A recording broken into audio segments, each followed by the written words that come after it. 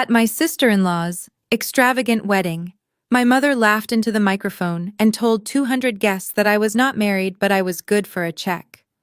Everyone laughed, assuming I was just the bitter, lonely sister. My name was not even in the wedding program.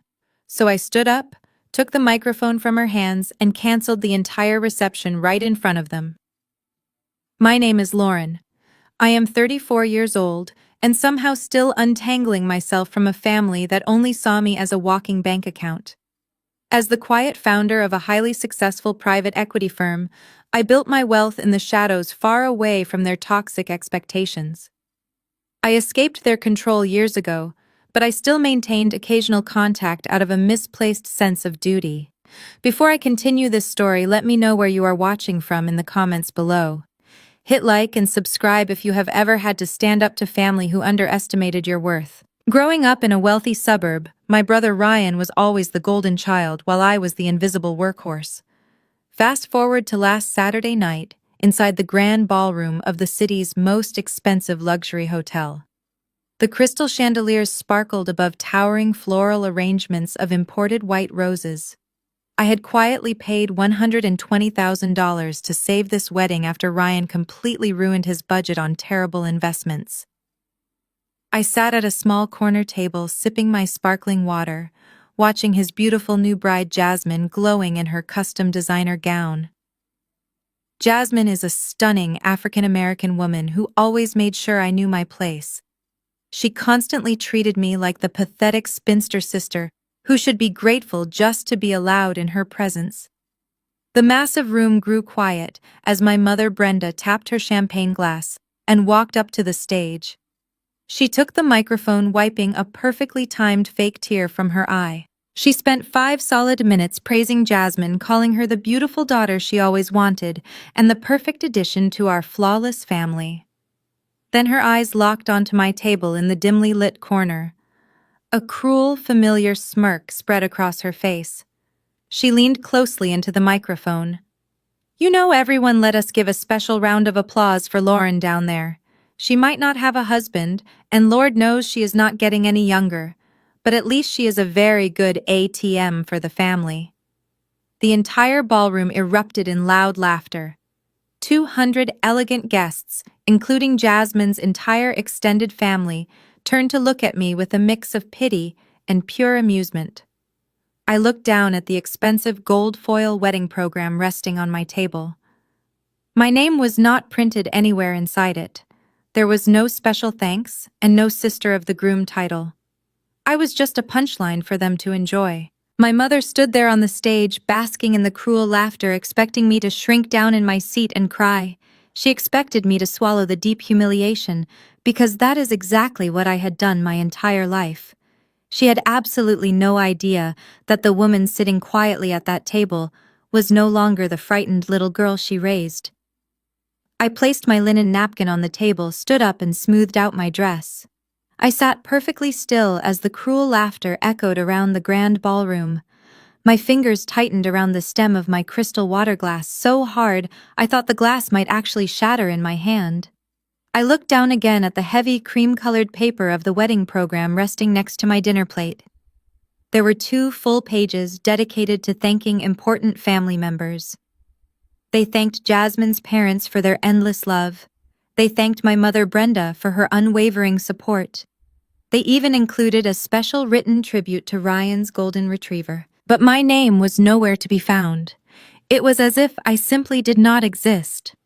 I took a slow, deep breath and let the cold, heavy reality wash over me. Just 3 months ago, my older brother Ryan had come to my apartment practically in tears. He had foolishly gambled away his entire wedding budget on a disastrous cryptocurrency scheme that he swore was going to make him a billionaire overnight. He begged me to help him, saying Jasmine would cancel the wedding if she found out he was completely broke. Against my better judgment, I quietly transferred exactly $120,000 to cover the luxury venue, the gourmet catering, the imported roses, and the live band. I did it because I was exhausted by the constant family drama and just wanted peace. I asked for absolutely nothing in return. But instead of being grateful, Jasmine used my silence as a weapon. Every time we crossed paths during the wedding planning, she made sure to remind me of my inferior place. When I politely offered to help with the reception seating chart, she rolled her eyes and told me to just stick to my boring accounting spreadsheets. She absolutely loved calling me the pathetic spinster accountant who desperately needed to get a life.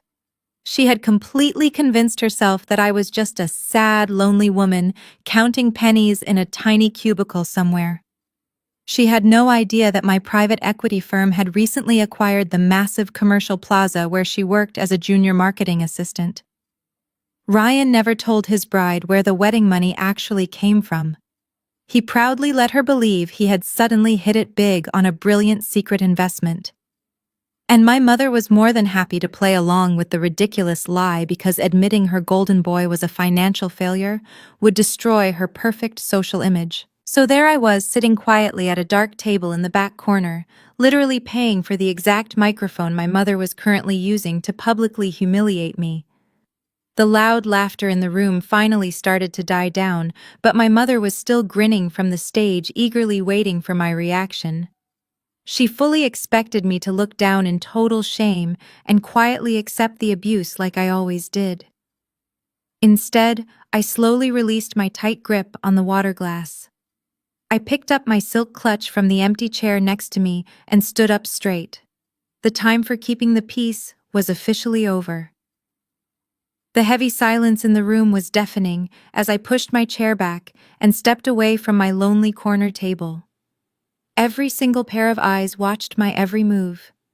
The clinking of fine silver forks against expensive china stopped completely. The only sound echoing across the grand ballroom was the sharp, confident click of my heels against the polished marble floor. I kept my posture perfectly straight and my chin held high. I refused to give them the satisfaction of seeing a single tear. I walked past several tables filled with Jasmine's relatives who were still chuckling softly to themselves. I walked right past my brother Ryan, who was sitting at the beautifully decorated sweetheart table. He had a deeply confused look on his face. He leaned over to whisper something to his new bride, but Jasmine just crossed her arms and glared at me with pure annoyance. They all fully assumed I was walking toward the exit to go hide and cry in my car. That was the role I was always supposed to play in this family. But I did not turn toward the heavy oak doors at the back of the room.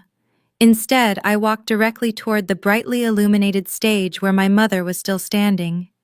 Her smug, satisfied smile began to falter slightly as I climbed the short set of carpeted stairs. She gripped the microphone a little tighter, perhaps thinking I was coming up to publicly beg for her approval. She hissed quietly under her breath, making sure the audience could not hear her over the sound system.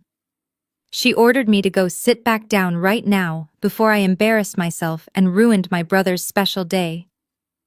I did not say a single word to her. I simply stepped right into her personal space and firmly wrapped my hand around the stem of the microphone. For a split second, she tried to yank it away from me, but I gave her a look so incredibly cold and full of pure authority that her fingers instinctively loosened. I pulled the microphone smoothly from her grasp, leaving her standing there empty-handed and utterly shocked. I turned my back to my mother and faced the sea of 200 wide-eyed guests. The room was so incredibly quiet you could actually hear the gentle hum of the air conditioning. I looked directly at the sweetheart table where Ryan was now sitting up totally rigid, sensing that something was terribly wrong. Then I brought the microphone up to my lips. My voice was completely steady without a single trace of sadness or hesitation. "You are absolutely right, Mom," I said, letting my clear, calm words ring out through the massive speakers. "I am incredibly good at writing checks for this family." I paused for just a second, locking eyes with my brother, whose face had suddenly drained of all color. "And as you are all about to find out, I am also very good at canceling them." I reached into my silk designer clutch and slowly pulled out my cell phone. The room was so incredibly still that you could actually feel the collective breath being held by 200 people. I unlocked the bright screen and opened my secure banking application, tapping the direct 24-hour line to my private wealth management team. I pressed the speakerphone button and held the device right up to the microphone so that every single guest in the grand ballroom could hear exactly what was about to happen. The phone rang only twice before a crisp, highly professional voice echoed loudly through the massive speakers. "Good evening, Miss Lauren. This is the VIP Client Services Desk. How may I assist you tonight?" I kept my cold eyes locked directly on my brother Ryan, who was now practically shaking at his beautifully decorated sweetheart table. "Good evening," I replied smoothly, keeping my voice perfectly steady. "I need to issue an immediate stop payment and initiate a full chargeback on a massive transaction made exactly 3 days ago. The amount is exactly $120,000 paid directly to the Belmont Plaza Luxury Hotel." I could hear the loud collective gasp ripple through the sea of wedding guests. Jasmine's parents looked at each other in total shock. My mother Brenda lunged forward, her face twisting in sheer absolute panic. She desperately reached for the microphone again, but I easily took a step back, keeping it far out of her grasp. The bank representative spoke again, her voice crystal clear over the expensive sound system. "Certainly, Miss Lauren. I see the transaction right here. May I ask the specific reason for this sudden cancellation?" "Yes," I said, my voice completely void of any warmth or emotion. "The beneficiary has fundamentally violated the basic terms of our agreement. The expected respect and services were absolutely not rendered as promised, and I am completely withdrawing my financial sponsorship of this entire event, effective immediately. Please lock down the vendor payments and authorize the complete reversal." "Understood, Miss Lauren," the representative replied efficiently. "The massive charge of $120,000 has been officially flagged for immediate reversal. Your private wealth account is now completely locked from any further vendor withdrawals for this event. The hotel management will be notified by our automated system in approximately 2 minutes. Is there anything else you need tonight?" "No, that will be absolutely all," I said. "Have a wonderful evening." I ended the call and calmly slipped the phone back into my purse. The silence that followed was incredibly heavy and completely suffocating. My mother was frozen like a statue on the stage, her mouth hanging open but no words coming out. She finally realized that her cruel little joke had just cost her precious golden boy the most important and expensive day of his life. Ryan was gripping the edges of his table so hard his knuckles were stark white.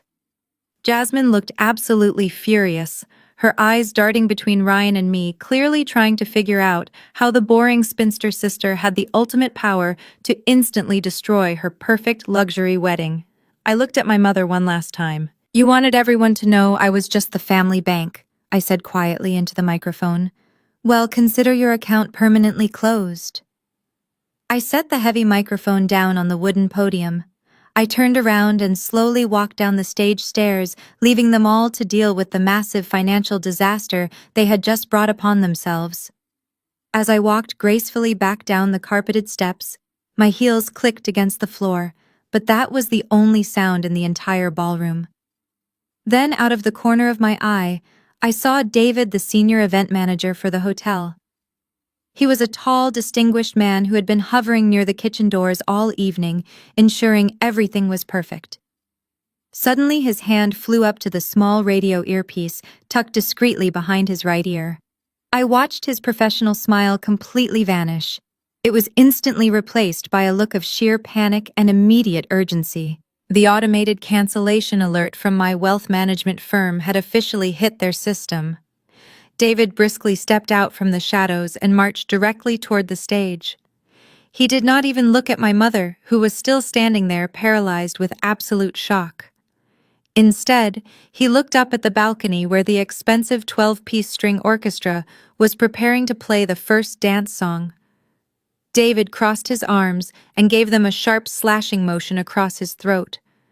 The beautiful romantic music screeched to an awkward and painfully abrupt halt. A few cello strings whined sadly before the room plunged back into a total dead silence. Less than 10 seconds later, the magical atmosphere of the grand ballroom was completely shattered. The warm, soft golden spotlights that beautifully illuminated the floral centerpieces suddenly snapped off. In their place, the hotel staff flipped on the harsh, bright white overhead maintenance lights. It was the kind of cold, sterile lighting they only use when it is time to vacuum the carpets and kick everyone out. The sudden, blinding glare illuminated every single flaw in the room, including the terrified expressions on the faces of Ryan and Jasmine. Before anyone could even process what the lighting change meant, the heavy double doors to the kitchen swung wide open.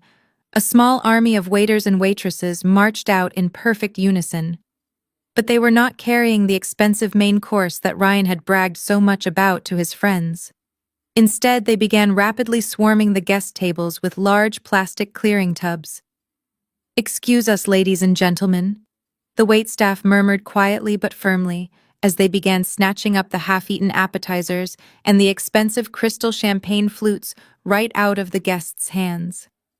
A loud wave of murmurs and confused gasps swept through the crowd. The wealthy relatives of Jasmine looked deeply offended as a waiter politely but swiftly pulled a silver bread basket right off their table. The illusion of Ryan's massive fake wealth was evaporating right in front of their eyes in real time. The luxurious dream wedding was being dismantled piece by piece. My mother finally unfroze and practically threw herself off the stage, running toward David. She started screaming at him, demanding to know what on earth he was doing. David just stood there with his hands clasped firmly behind his back, completely unfazed by her loud tantrum. He simply informed her that the venue had not been paid for and the event was officially terminated. The reality of the situation finally hit Jasmine like a brick wall. The elegant facade she had worked so hard to maintain all evening instantly shattered. She pushed her chair back so violently that it crashed onto the marble floor behind her. She gathered up the heavy layers of her custom designer gown and stomped off the elevated sweetheart stage. Her face was twisted with absolute rage as she marched straight toward me. The sweet, innocent bride routine was completely gone. In its place was the terrifying anger of a woman who just realized her expensive fairy tale had been built on a lie. She pointed a perfectly manicured finger directly at my face and started screaming so loudly that her voice echoed off the high ceilings. "You jealous, pathetic little witch!" she shrieked, her voice cracking with fury. "You just could not stand to see someone else be happy for once in your miserable, lonely life, could you? You had to ruin my special day because you know no man will ever look at you the way Ryan looks at me." I stood completely still and let her hurl every nasty insult she could think of. I did not flinch or back away. I just looked at her calmly, noticing how her expensive makeup was starting to run down her face from the heat of her anger. The more she screamed, the more unhinged she looked. And the best part was that her entire family was watching her melt down in real time. Over at the tables reserved for the bride's family, the quiet, confused murmurs were rapidly turning into loud, angry arguments. Jasmine's father, a strict, no-nonsense man who owned a successful chain of hardware stores, stood up and glared fiercely at Ryan. The man had contributed absolutely nothing to the wedding budget because Ryan had arrogantly insisted he was wealthy enough to cover everything himself. Now Jasmine's father was realizing his new son-in-law was nothing but a fake, a man who had to beg his sister for money just to pay for a hotel ballroom. Ryan was still frozen at his table, looking like a terrified little boy who had just been caught stealing candy. He tried to stand up and say something to calm down his new father-in-law, but the older man simply raised a hand and turned his back on him in pure disgust. Several of Jasmine's aunts and uncles were already grabbing their coats and purses, refusing to stay another minute in a venue where they were actively being kicked out by the waitstaff. My mother was still frantically arguing with David, the hotel manager, pleading with him to give her just 1 hour to find the money. But David was a true professional. He calmly signaled for the hotel security team.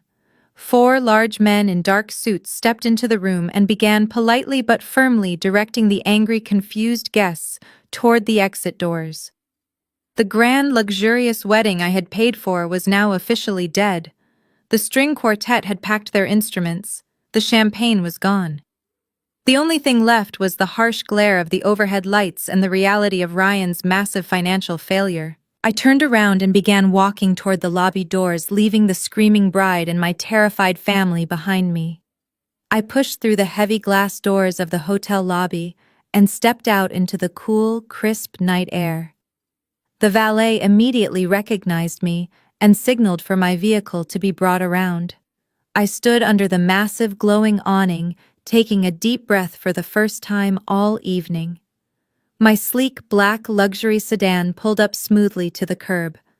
I tipped the valet generously and slipped into the plush leather driver's seat, locking the doors immediately. The silence inside my car was incredibly peaceful compared to the circus I had just left behind. Just as I pressed the engine start button, the hotel lobby doors violently burst open. My brother Ryan came sprinting out into the circular driveway. He was sweating heavily, and his expensive tailored tuxedo jacket was completely ruined. He looked absolutely unhinged. He ran straight toward my vehicle, screaming my name, demanding that I get out and fix the massive financial mess I had just created. He slammed his heavy fists against my tinted driver's side window. The sudden loud thud startled the valet staff, but I just sat there perfectly calm. He grabbed the door handle and yanked on it frantically, trying to force his way inside my car. Before he could strike the glass a second time, 2 large hotel security guards rushed out from the lobby. They grabbed Ryan by the shoulders and forcefully pulled him away from my vehicle. Ryan kicked and struggled like a spoiled child throwing a massive public tantrum, but the trained guards easily pinned his arms to his sides. He shouted that I was ruining his life and that I owed him this luxury wedding. I just stared at him through the glass, feeling absolutely nothing but pity for the weak man he had become. A few seconds later, my mother Brenda came storming out of the hotel. Her hair was messy, and her face was flushed red with pure toxic anger. Seeing the security guards restraining her precious golden boy, she turned all of her furious energy directly toward my car. She pointed a shaking finger at me and began screaming at the top of her lungs so everyone in the parking lot could hear her. She yelled that I was completely dead to her from this moment forward. She screamed that first thing tomorrow morning she was calling her lawyer to permanently remove my name from the family trust fund. She swore to me that I would never see a single penny of the family inheritance and that I would end up completely broke and alone. She stood there panting heavily, fully expecting me to panic and beg for her forgiveness. She honestly believed that the dusty old family trust fund was her ultimate weapon to control my life. I slowly lowered my window just a few inches. I did not yell back or try to explain anything. I simply looked my mother directly in the eyes and gave her a cold, dismissive smirk. Then I rolled the window back up, put the car in drive, and smoothly pressed the gas pedal. I glided out of the hotel driveway, leaving my screaming mother and my restrained brother in the rearview mirror. The drive back to the city was the most relaxing 30 minutes I have had in months. The angry voicemails from my mother and my brother started pouring in almost immediately. My phone screen lit up repeatedly on the dashboard, but it was securely connected to the car Bluetooth on silent mode. I did not care at all. Let them scream into the void. I pulled into the secure underground garage of my luxury high-rise building located right in the heart of the downtown financial district. The night security guard stood up and waved respectfully as the heavy metal gates closed behind me, completely shutting out the chaos of the outside world. I stepped into the private glass elevator and swiped my encrypted access card, taking me directly up to the top-floor penthouse. As I walked into my massive living room, the floor-to-ceiling windows offered a breathtaking panoramic view of the sparkling city skyline. This was my true sanctuary. For years, my family absolutely loved to mock my career. They honestly believed I was just a low-level corporate accountant who spent her miserable days pushing numbers in a depressing little gray cubicle. My mother constantly bragged about the sacred family trust fund, holding it over my head like a massive golden prize that I desperately needed to behave and beg for. The absolute hilarious truth was that her precious family trust fund was barely worth $500,000. Meanwhile, the private equity firm that I secretly founded and built from the ground up currently manages over $2 billion in luxury commercial real estate assets. I am not a boring little accountant. I am the chief executive officer and the majority shareholder of a massive financial empire. I poured myself a glass of incredibly expensive red wine and sat down on my custom white leather sofa. I thought about the ridiculous threat my mother screamed at me in the hotel parking lot. She genuinely believed that cutting me out of her mediocre inheritance would somehow destroy my entire future. She had absolutely no idea that my firm personally purchased the very building her elite country club operates in. I could literally buy her entire suburban neighborhood and turn it into a commercial parking lot without even checking my bank balance. I had kept my massive wealth a complete secret from my family for one very specific reason. When I was exactly 22 years old, my parents aggressively forced me to take out massive student loans under my own name, just so they could afford to buy Ryan a brand new sports car for his college graduation. They manipulated my young mind, telling me that family always sacrifices for each other. It took me 5 brutal years of working 80-hour weeks to climb out of that crushing debt and begin building my own fortune. From that day forward, I made a silent vow that they would never see a single dime of my real money. I let them see the boring little accountant character because it kept their greedy hands out of my actual accounts. Tomorrow morning, they were going to learn just how powerful the invisible sister really was. I woke up the next morning feeling more rested than I had in years. The morning sun was pouring through the massive floor-to-ceiling windows of my penthouse. I walked into my pristine kitchen and slowly brewed a cup of expensive dark roast coffee, enjoying the absolute quiet. I had slept completely soundly without a single ounce of guilt. After taking my first warm sip, I finally picked up my cell phone from the marble counter. I had left it on silent mode all night long. The screen immediately lit up with over 100 missed calls and countless angry text messages. My mother had left 10 separate voicemails, screaming about how I had completely destroyed the family reputation. But the real entertainment came from my brother Ryan. He had sent me a massive wall of frantic text messages starting around 4 in the morning. I leaned against the counter and read them with a calm smile. Ryan and Jasmine had somehow managed to pack their bags and head to the international airport for their luxury 2-week honeymoon to the Maldives. Ryan had proudly booked 2 business-class tickets using the same credit card information I had given him for the wedding venue. He honestly thought that I would only cancel the hotel and leave the expensive vacation untouched. His text messages painted a perfect picture of their current disaster. They had marched up to the priority check-in desk, completely expecting to be treated like royalty. Instead, the airline agent coldly informed them that their booking had been permanently canceled. When my wealth management team froze all vendor payments tied to the wedding event, the automated system also flagged and canceled the airline tickets. The agent told them they would need to provide a new form of payment immediately if they wanted to board the plane. The total cost for 2 last-minute international business-class tickets was over $15,000. Of course, Ryan did not have $15,000.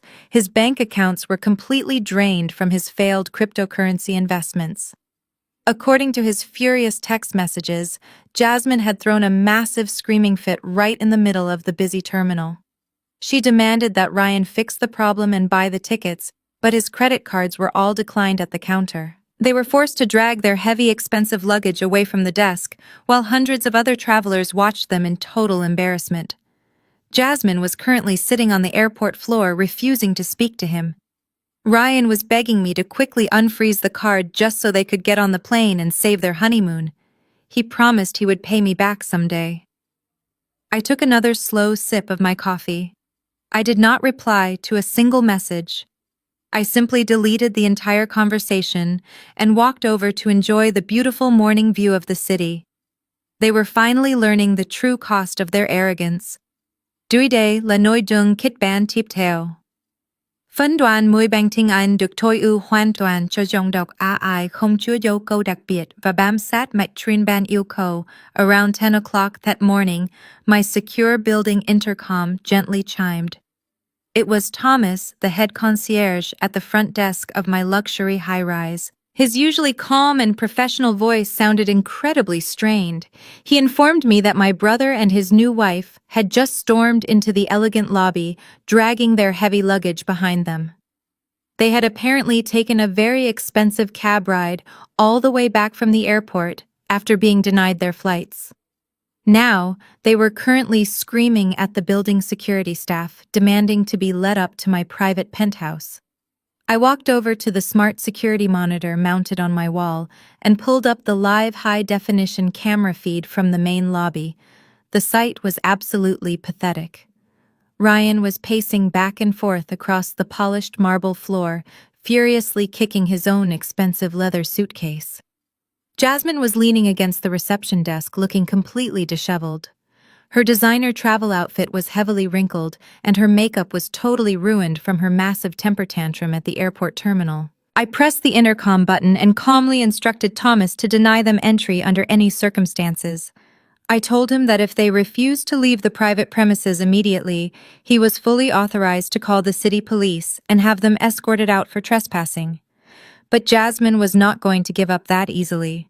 Through the crystal-clear security camera, I watched her suddenly reach into her designer handbag and pull out her cell phone. She quickly adjusted her messy hair, wiped her face to look perfectly tragic, and held the phone up high in front of her. She was starting a live video broadcast right there in the middle of my building lobby. I immediately opened a blank account on my tablet and tuned into her public social media page. Sure enough, there she was crying perfectly timed fake tears for her thousands of online followers. She stared directly into the camera lens, playing the ultimate innocent victim. She sobbed heavily and told her audience that her beautiful luxury wedding had been completely destroyed by her rich, evil, and incredibly jealous sister-in-law. She claimed that I had maliciously canceled their venue and their expensive honeymoon flights simply because I was a bitter, unmarried woman who hated seeing other people find true love. She begged her followers to share the video and help her get justice against my terrible cruelty. Ryan quickly stepped into the camera frame, putting his arm around his crying bride and looking completely devastated. He told the viewers that I had financially abused him for years and that I had stolen his rightful family inheritance. The live viewer count was rapidly climbing by the second. Hundreds of angry comments were flooding the screen, calling me a monster and demanding my full name so they could ruin my career. Most people would have panicked seeing a viral hate campaign forming against them, but I just sat on my custom leather sofa and took a clear screenshot of the broadcast. By publicly spreading these massive, vicious lies to thousands of strangers, Jasmine was handing my corporate lawyers the exact evidence we needed for a massive defamation lawsuit. I simply closed the application and went back to drinking my coffee. I walked away from the security monitor in my living room and stepped into my private home office. I opened my sleek laptop and initiated a secure high-definition video conference with my lead corporate attorney, Mitchell. He was already sitting at his massive mahogany desk, looking perfectly calm and wearing his usual sharp-tailored suit. I did not even bother mentioning the ridiculous live video broadcast that Jasmine was currently filming down in my lobby. Mitchell had an entire team of highly paid legal assistants who strictly monitored social media for any mention of my name or my company. He already knew all about her pathetic online temper tantrum. "Good morning," Lauren Mitchell said with a slight professional smile. "I see your brother and his lovely new wife are putting on quite a show downstairs this morning. My team has already recorded and archived the entire broadcast. Her little acting performance is going to make our future defamation case incredibly easy to win in front of a judge." I nodded and took a slow sip of my coffee.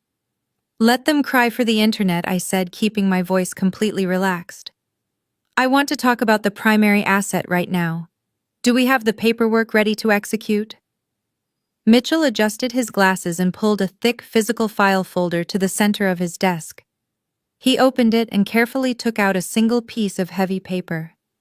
It was the exact document I had asked Ryan to sign 3 months ago when he came crying to my apartment begging for the wedding money.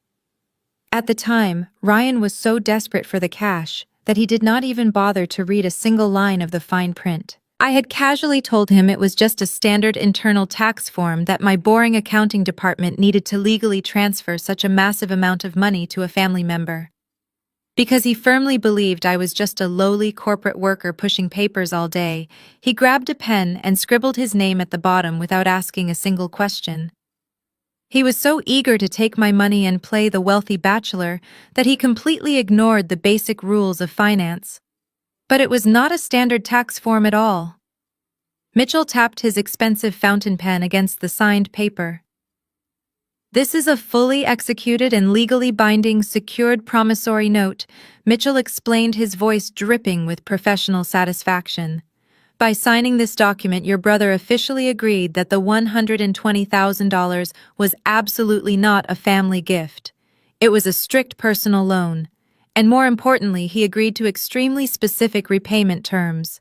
Because the wedding event was officially canceled, the entire principal amount plus all accumulated penalty interest is now immediately due in full." I looked at the digital image of Ryan's messy signature on my computer screen. He was so incredibly arrogant, and so completely blinded by his own greed, that he voluntarily handed me the ultimate legal weapon on a silver platter. He honestly thought he could just take my hard-earned money, allow his wife and mother to insult me in public, and walk away without any real consequences. He thought the rules did not apply to him, because he was the golden child. Initiate the formal collection process. I told Mitchell, my voice completely cold and unwavering. I want the official demand letter printed and sent to his registered address today. Give him exactly 7 days to return my money. Mitchell nodded deeply, noting the strict instruction on his yellow legal pad. "Consider it done, Lauren," he said. "The trap is officially closed." Mitchell leaned closer to the camera, his expression turning sharp and completely focused. "The beauty of this specific document is not just the strict repayment schedule," he explained, tapping the heavy paper. "It is the collateral clause hidden right inside the standard legal jargon. Your brother was so desperate to impress his new bride that he legally pledged substantial physical assets to guarantee this massive loan." I smiled, feeling a deep sense of absolute control. When Ryan came to my apartment begging for the cash, he spent an entire hour bragging about his brilliant business mind. He told me that his new tech startup was on the verge of making millions, and that he just needed this expensive wedding to look perfectly wealthy for Jasmine's high society family. He was so incredibly arrogant that he literally signed away his entire life without reading a single paragraph. He assumed I was too stupid to actually draft a binding legal contract. He thought I just downloaded some generic family tax form from the internet. He even made a cruel joke while holding the pen, telling me that I should really try to find a husband instead of worrying so much about boring accounting paperwork. I had just smiled quietly and handed him the clipboard. Instead, my top corporate lawyers spent 3 solid days carefully crafting that exact document. It is a bulletproof, secured promissory note. It gives my firm the absolute legal right to seize his designated assets the very second he defaults on the payment. And because the wedding reception was officially canceled due to his complete breach of our agreement, the default clause has already been aggressively triggered. He has exactly 7 days to wire $120,000 directly into my holding account. Mitchell confirmed, typing rapidly on his sleek keyboard. "If the money is not completely cleared by next Friday, at exactly 5 in the afternoon, we will immediately file the lien against his collateral. The city court will freeze everything he possesses. He will not be able to buy a simple cup of coffee, let alone finance a luxury lifestyle, or maintain his fake image of being a highly successful young entrepreneur." I stood up from my desk and walked over to the massive window looking down at the busy city streets far below. Down there somewhere, my brother and his furious new wife were still throwing a pathetic public tantrum, trying to ruin my reputation on social media. They honestly thought they were winning the war by playing the innocent victims for a bunch of strangers online. They had absolutely no idea that the real battle was already over and they had completely lost. "Send the official demand letter via certified mail," I instructed Mitchell, keeping my gaze fixed on the city below. I want a signature required upon delivery. I want him to look the courier right in the eye when he accepts his financial ruin. Make sure my mother receives a formal legal copy as well. She needs to understand exactly what her precious golden child has done to himself. Consider it done, Mitchell replied, his voice full of pure professional efficiency. The legal collection process is now officially active. I closed the laptop and took a deep, quiet breath. The perfect trap had finally snapped shut. 2 days later, the situation escalated from a public temper tantrum to an incredibly pathetic attempt at legal blackmail. I was sitting in my private office, reviewing the quarterly earnings for my commercial real estate portfolio, when a new email popped into my personal inbox. The subject line was written in all capital letters demanding my immediate and urgent attention. I clicked open the message and leaned back in my custom leather chair, completely amused by what I was reading. My mother, Brenda, had apparently scoured the internet to find the cheapest and most desperate online lawyer available. The electronic letterhead belonged to a generic strip mall attorney who probably specialized in minor traffic tickets and petty neighborhood disputes. The email was a bizarre mix of a formal cease and desist letter and a completely ridiculous extortion demand. The document stated that I had intentionally inflicted severe emotional distress upon Jasmine during the wedding reception. The poorly written paragraphs claimed that my sudden financial withdrawal had caused Jasmine to suffer massive public humiliation, extreme mental anguish, and deep psychological trauma that would require years of expensive therapy. But the absolute best part of the email was the final demand at the very bottom. This amateur lawyer, working strictly on my mother's angry instructions, boldly demanded that I immediately wire $200,000 directly to Jasmine's personal bank account. They called it a fair and reasonable settlement for her emotional damages. The letter explicitly stated that if the massive sum of money was not deposited within 48 hours, they would take the entire story straight to the national media. They threatened to call the newspapers and expose me as a cruel, greedy, and incredibly toxic woman who maliciously ruined her own brother's life out of pure jealousy. They honestly believed that the threat of a public scandal would completely terrify me into emptying my bank accounts. I read the entire email twice, just to make sure I was not hallucinating the sheer stupidity of their plan. My mother actually thought she could bully a seasoned private equity executive with a copied and pasted legal threat she probably found on a discount website. She assumed that because I was always the quiet and obedient daughter growing up, I would instantly cave under the pressure of a potential media leak. She completely failed to realize that highly successful financial leaders do not ever negotiate with amateur extortionists. I immediately forwarded the ridiculous email to my lead attorney, Mitchell. My secure office phone rang less than a minute later. Mitchell was actually chuckling when I answered the call. He told me that the extortion demand was so incredibly poorly drafted that it basically served as a signed written confession of illegal blackmail. By putting their aggressive threat in writing and tying it directly to a massive financial demand, my mother and Jasmine had officially crossed the line from a bitter family dispute into a serious criminal offense. I told Mitchell to completely ignore their amateur email. We were not going to lower ourselves to argue with a desperate lawyer.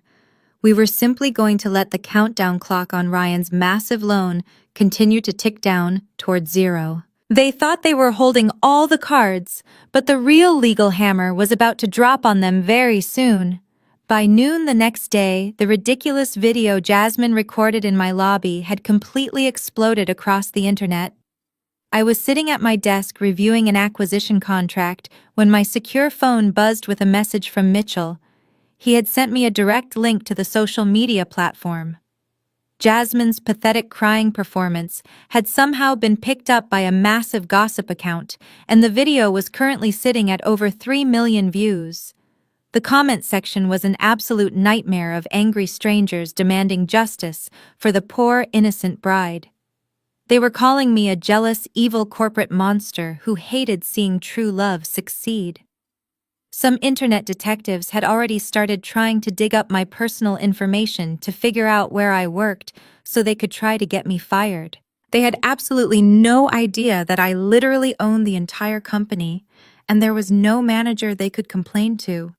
My own mother had even left a long dramatic comment under the video publicly disowning me and begging her friends to pray for her poor, heartbroken son.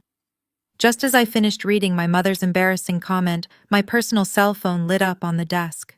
It was a direct text message from Jasmine. She had finally unblocked my number just to gloat about her viral fame. I opened the message and read her arrogant words with a calm smile. She wrote that I was completely finished, and that the entire world now knew exactly what kind of horrible person I really was. She demanded that I immediately transfer the $200,000 to her account, or she would personally send the viral video to my boss and have me fired from my boring little accounting job by the end of the day. She honestly believed she had backed me into a corner. She thought the pressure of thousands of angry strangers on the internet would completely terrify me into giving up my money. She was acting like a high school bully who had just won a popularity contest, but she was severely underestimating the woman she was dealing with. I did not feel an ounce of fear or panic. Instead, I took a clean, high-definition screenshot of her threatening text message. By putting her explicit extortion demand in writing right after posting a viral video full of malicious lies, she had just handed my legal team the final piece of evidence we needed to completely destroy her. I forwarded the clear screenshot directly to Mitchell with a single strict instruction. I told him to add the text message to the growing pile of evidence for the massive defamation lawsuit we were building against her. Let her enjoy her 15 minutes of internet fame, I thought to myself, because very soon, the only audience she would be performing for would be a strict civil judge in a very quiet courtroom. I placed my phone face down on the desk and went back to my multi-million-dollar acquisition contract, completely unbothered by her digital tantrum. Later that afternoon, I decided to disconnect from the digital noise completely. I booked a private session at an exclusive luxury spa located right on the top floor of a high-end hotel downtown. While my brother and his furious bride were desperately refreshing their social media pages, counting their virtual likes, and reading angry comments from strangers, I was wearing a plush white robe and sipping cold cucumber-infused water. The atmosphere was incredibly peaceful, with soft instrumental music playing quietly in the background. I sat back on a heated stone lounge chair, overlooking the bustling city below, feeling completely relaxed and untouched by the drama. My secure phone rang softly from the small wooden table next to me. It was Mitchell calling from the office. He was calling to give me another legal update on the situation. The ridiculous video Jasmine had posted earlier that morning had now officially crossed 5 million views across various platforms. Some low-tier internet gossip blogs had even started writing short articles about the cruel rich sister, who maliciously ruined a beautiful luxury wedding. Mitchell sounded slightly concerned over the phone. He asked if I wanted his elite public relations team to issue a standard corporate denial just to protect my professional image and the reputation of the firm. I took a slow sip of my water and told him absolutely not. I explained my long-term strategy to him very clearly. I told Mitchell that we were going to let them keep screaming into the digital void. We were going to let Jasmine do countless internet interviews and let my mother post as many angry rants on her own social media pages as she wanted. Mitchell was a brilliant lawyer, and he immediately understood exactly where my mind was going. In a high-level civil lawsuit for corporate defamation, the financial compensation awarded by a judge is directly tied to the quantifiable scale of the public damage. If Jasmine had just yelled at me in a private room, she would legally owe me nothing. But by publicly broadcasting malicious lies that directly threatened the reputation of a massive private equity firm, she was exponentially increasing the financial penalty she would eventually have to pay. Every single view, every single share, and every angry comment generated by her pathetic victim video was just adding another zero to the final lawsuit amount. She was demanding a ridiculous $200,000 in her amateur extortion email, thinking she was incredibly smart. But the corporate damages my legal team could easily calculate from a massive viral smear campaign against a multi-billion-dollar investment firm would easily reach $5 million.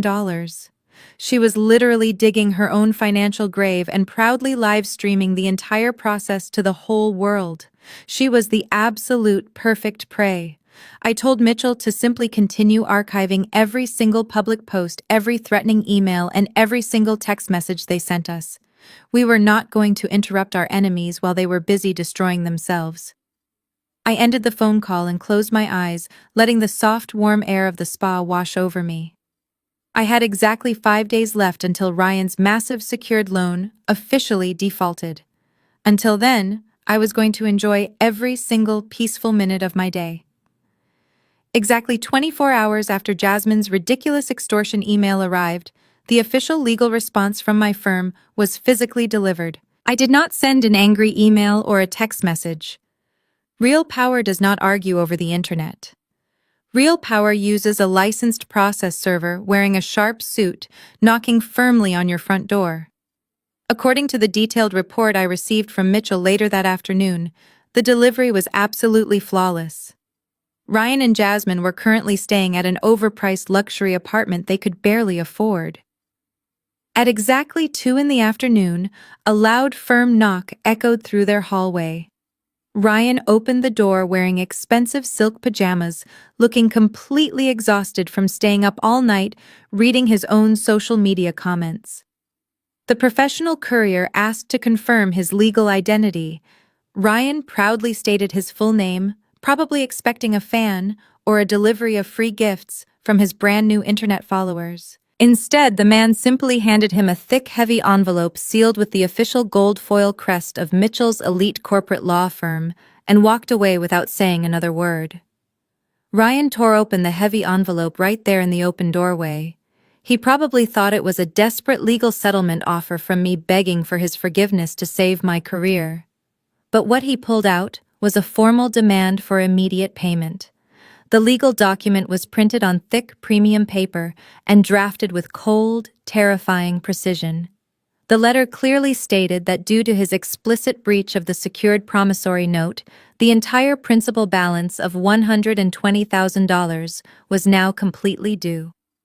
The document broke down the exact financial figures, including the daily accumulating penalty interest that he had foolishly agreed to when he blindly signed the contract. But the most important part of the demand letter was the strict timeline printed boldly at the very bottom of the final page. Mitchell had given him exactly 7 days to wire the full amount directly to my corporate holding account. 7 days. Not a month, not a year. 1 single week. The letter explicitly warned that if the massive funds were not fully cleared by the exact deadline, my legal team would instantly move to execute the collateral clause. There was no room for negotiation and absolutely no friendly family discount. The language used in the letter was deliberately sterile and legally bulletproof, completely stripping away any illusion that this was just a simple sibling rivalry. This was a massive corporate entity demanding its money back from a failing financial debtor. You cannot pay a legally binding corporate debt with social media likes or viral video views. I watched my personal phone screen light up a few minutes later with frantic incoming calls from Ryan's number. I simply blocked his contact information entirely and went back to my corporate work. The countdown clock had officially started, and my brother had exactly 168 hours left before his entire fake life completely collapsed. Ryan closed the heavy apartment door and walked back into the modern living room. Jasmine was sitting on the expensive velvet sofa, filing her nails and pretending she was not completely stressed about their current financial situation. She looked up and casually asked him who was at the door. Ryan let out a loud, arrogant laugh and tossed the thick legal envelope onto the glass coffee table. He confidently told her it was probably just another pathetic attempt from my lawyers to scare them, or maybe I had finally cracked under the intense social media pressure and sent a formal written apology. He walked over to the kitchen island and poured himself a glass of sparkling water, acting like he was a powerful executive completely in control of the situation. He walked back, picked up the heavy premium paper, and started reading the first few paragraphs out loud in a highly mocking tone. When he read the words, "formal demand for immediate payment," he actually rolled his eyes. He told Jasmine that his sister was completely delusional if she thought a stupid piece of paper was going to make him pay for a ruined wedding. He firmly gripped the edges of the document, fully intending to rip it in half and throw it in the trash, just to show his new bride how little he cared about my corporate threats. But right before his hands pulled the thick paper apart, his eyes caught a bolded section near the middle of the second page. The legal heading clearly read, "Secured Collateral Execution Clause." Ryan stopped laughing instantly. The arrogant smirk completely melted off his face, leaving behind a pale mask of sheer terror. He quickly put his glass of water down on the table so hard that the water splashed over the rim. He pulled the paper much closer to his face, his eyes frantically scanning the dense, undeniable legal text. According to the strictly binding document, if the massive debt of $120,000 was not paid in full, within exactly 7 days, the corporate law firm was legally authorized to instantly seize the designated physical asset. His terrified eyes darted down to the specific property address listed clearly on the formal contract. It was not his expensive sports car. It was not his worthless tech startup company. It was the exact address of the large suburban family home where our mother Brenda currently lived. When Ryan was sitting in my apartment begging for the wedding money 3 months ago, he was incredibly desperate. He had secretly used a forged power of attorney document to pledge our mother's house as the primary collateral for the massive loan. He had done it completely behind her back, utterly convinced that he would eventually pay me off when his fake business finally took off. He thought no one would ever find out about his massive illegal fraud. Now the undeniable reality of his criminal actions was staring him right in the face. His hands started to tremble violently, making the thick legal paper shake loudly in the quiet living room. He realized with absolute horror that my corporate lawyers were not just bluffing. If he did not magically find $120,000 in exactly 1 week, we were going to legally take his mother's house, and she would discover his massive betrayal. Jasmine dropped her nail file and asked him what was wrong, her voice suddenly laced with genuine panic. But Ryan could not even form a single coherent sentence. He just stood there, shaking as his entire fake world finally began to collapse around him. Jasmine stood up from the velvet sofa and walked toward him. She crossed her arms and demanded to know why he was suddenly sweating and staring at a piece of paper like he had just seen a ghost. Ryan quickly folded the thick legal document and shoved it aggressively into his pants pocket. He forced a fake smile and lied right to his new bride's face. He told her it was absolutely nothing important, just some standard legal jargon from my lawyers trying to scare them into dropping the defamation lawsuit. Jasmine let out a loud, annoyed sigh and turned around, walking back to the sofa. She complained bitterly that she was supposed to be drinking expensive cocktails on a private beach in the Maldives right now, instead of being trapped in an apartment with a stressed-out husband. As she continued to rant about her ruined luxury honeymoon, Ryan tuned her voice out completely. His heart was pounding so hard against his chest he felt like he was going to pass out right there in the living room. He slowly walked into the guest bathroom and locked the door behind him. He pulled the crumpled demand letter out of his pocket and stared at the property address again. A sickening wave of pure guilt and absolute panic washed over him. 3 months ago, when he was desperately trying to secure the wedding money, he had secretly gone into our mother's home office. He had found a blank power of attorney form in her filing cabinet. He had carefully forged her signature and used a fake notary stamp he bought online. He then used that completely illegal document to officially pledge her beloved family home as the primary collateral for the massive $120,000 loan. He had done it because he was completely convinced that his tech startup was going to explode in value. He honestly believed he would pay me back before anyone ever found out about his massive financial crime. He thought he was a brilliant businessman making a strategic move. But now the terrifying reality of his actions was crushing him. If he did not magically produce the full payment in exactly 7 days, my corporate legal team would legally execute the lien and take ownership of the house. Our mother Brenda would receive a formal eviction notice. She would find out that her perfect golden child had secretly stolen her only valuable asset and committed serious felony fraud just to pay for a luxury wedding party. Ryan splashed freezing cold water on his face, trying to stop his hands from violently shaking. He gripped the edges of the porcelain sink and stared at his own miserable reflection in the bathroom mirror.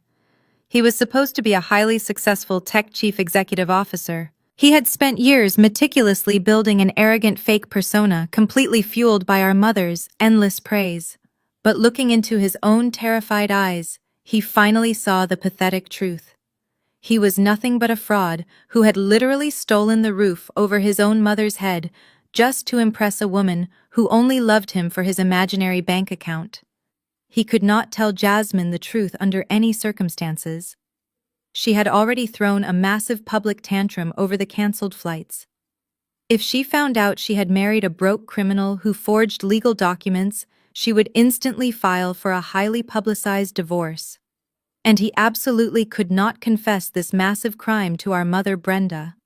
She worshipped the ground he walked on, but she loved that house more than anything else in the world. He had to figure out a desperate way to magically generate $120,000 in cash before the strict 7-day deadline expired. The countdown clock was loudly ticking in his head, and the walls of his fake life were rapidly closing in. By 9 o'clock the next morning, Ryan was completely out of options. The terrifying reality of his forged collateral was eating him alive. He knew he had to confront me directly before the strict 7-day deadline expired. He convinced his mother and his furious wife to drive downtown with him to force my hand. Brenda confidently led the charge, completely convinced that she still held all the ultimate power in our family dynamic. During the entire car ride, she loudly bragged about how she was going to march right into my little accounting office and put me in my proper place. She told Ryan and Jasmine that she would simply demand to speak with my direct manager. She fully planned to threaten a massive public scene in front of my coworkers unless I immediately canceled the family debt and publicly apologized for ruining the wedding. They navigated to the official address printed at the top of the legal demand letter. They were fully expecting to find a depressing gray building or a cheap strip mall office block. Instead, Ryan parked the car and they found themselves standing on a pristine sidewalk, staring straight up at a massive 70-story glass skyscraper. It was located right in the absolute center of the most exclusive financial district in the city. Brenda frowned but refused to let her arrogant confidence slip. She pushed through the towering revolving glass doors and marched into the building. Jasmine and Ryan followed closely behind her. They stepped into a breathtaking lobby constructed entirely of imported black marble and polished steel. Dozens of highly successful corporate professionals in custom-tailored suits walked past them holding briefcases and speaking quietly on their phones. The sheer wealth and power radiating from the building was incredibly intimidating. Jasmine suddenly crossed her arms, looking down at her designer clothes and feeling entirely out of place. Ryan was sweating profusely, his eyes darting toward the heavy automated security gates. But Brenda was completely blind to her sophisticated surroundings. She was a woman on a mission to destroy her disobedient daughter. She stomped straight up to the massive glowing reception desk and slammed her hand down on the smooth marble surface. A tall, imposing security guard in a sharp suit looked down at her, completely unbothered by her aggressive behavior. Brenda loudly demanded that he call up to the junior accounting department and tell Lauren to get down to the lobby right this second. She proudly announced that she was my mother, and she was absolutely not leaving the building until I came down to face her. The highly trained security guard did not flinch or roll his eyes. He did not call for a mid-level human resources manager. He simply looked at his glowing computer screen and typed my name into the directory. He looked back up at Brenda with perfect professional stoicism. He politely asked if she meant Miss Lauren, the chief executive officer and majority shareholder of the private equity firm that currently occupied the top 3 floors of the skyscraper. Brenda froze instantly, her mouth hanging slightly open. Jasmine let out a sharp, confused gasp. Ryan felt his stomach completely drop to the floor.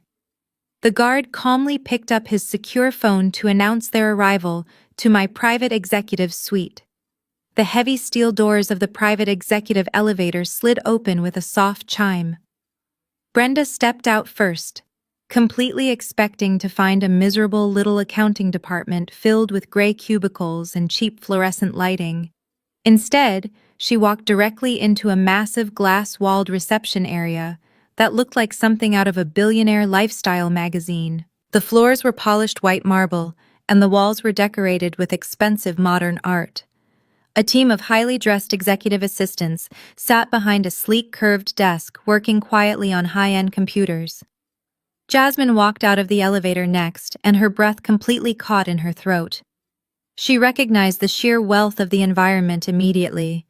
The designer furniture, the custom lighting, and the hushed, respectful tone of the office were undeniable. She slowly turned to look at Ryan, hoping he would explain what was happening, but her new husband looked like he was about to physically throw up on the expensive marble floor. His face was completely drained of color, and his hands were shaking violently at his sides. A senior executive assistant in a sharp, tailored suit stood up immediately and gestured toward a massive set of frosted glass double doors at the end of the hallway. She did not ask for their names. She simply told them that the chief executive officer was expecting them and instructed them to walk straight ahead. Brenda swallowed hard, her arrogant confidence finally starting to crack, but she stubbornly marched down the long hallway. Ryan and Jasmine followed closely behind her, feeling more like prisoners walking to their execution than family members paying a casual visit.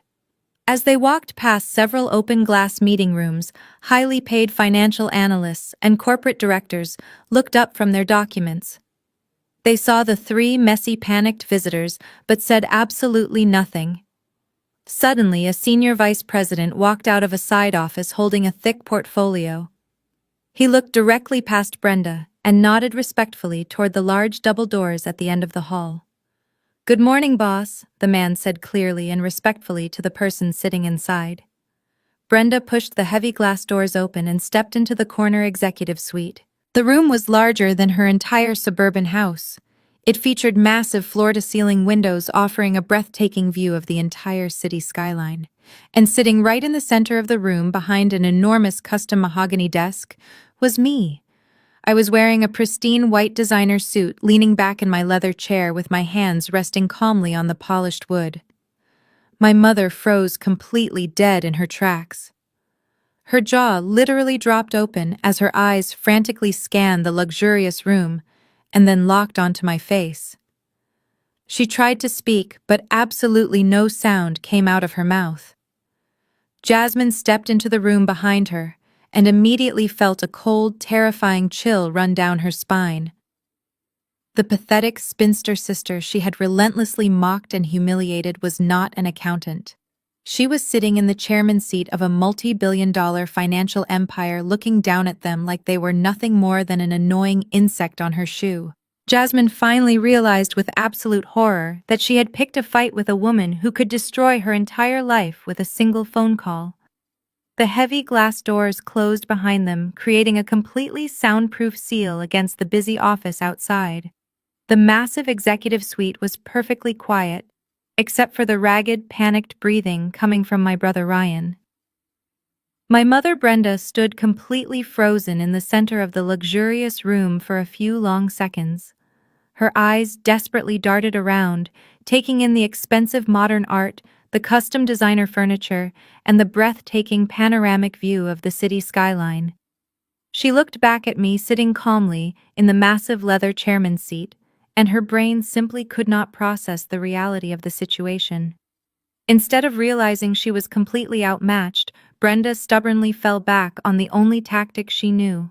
She desperately tried to re-establish her false authority as the powerful matriarch of the family. She took a deep breath, puffed out her chest, and marched aggressively toward my desk.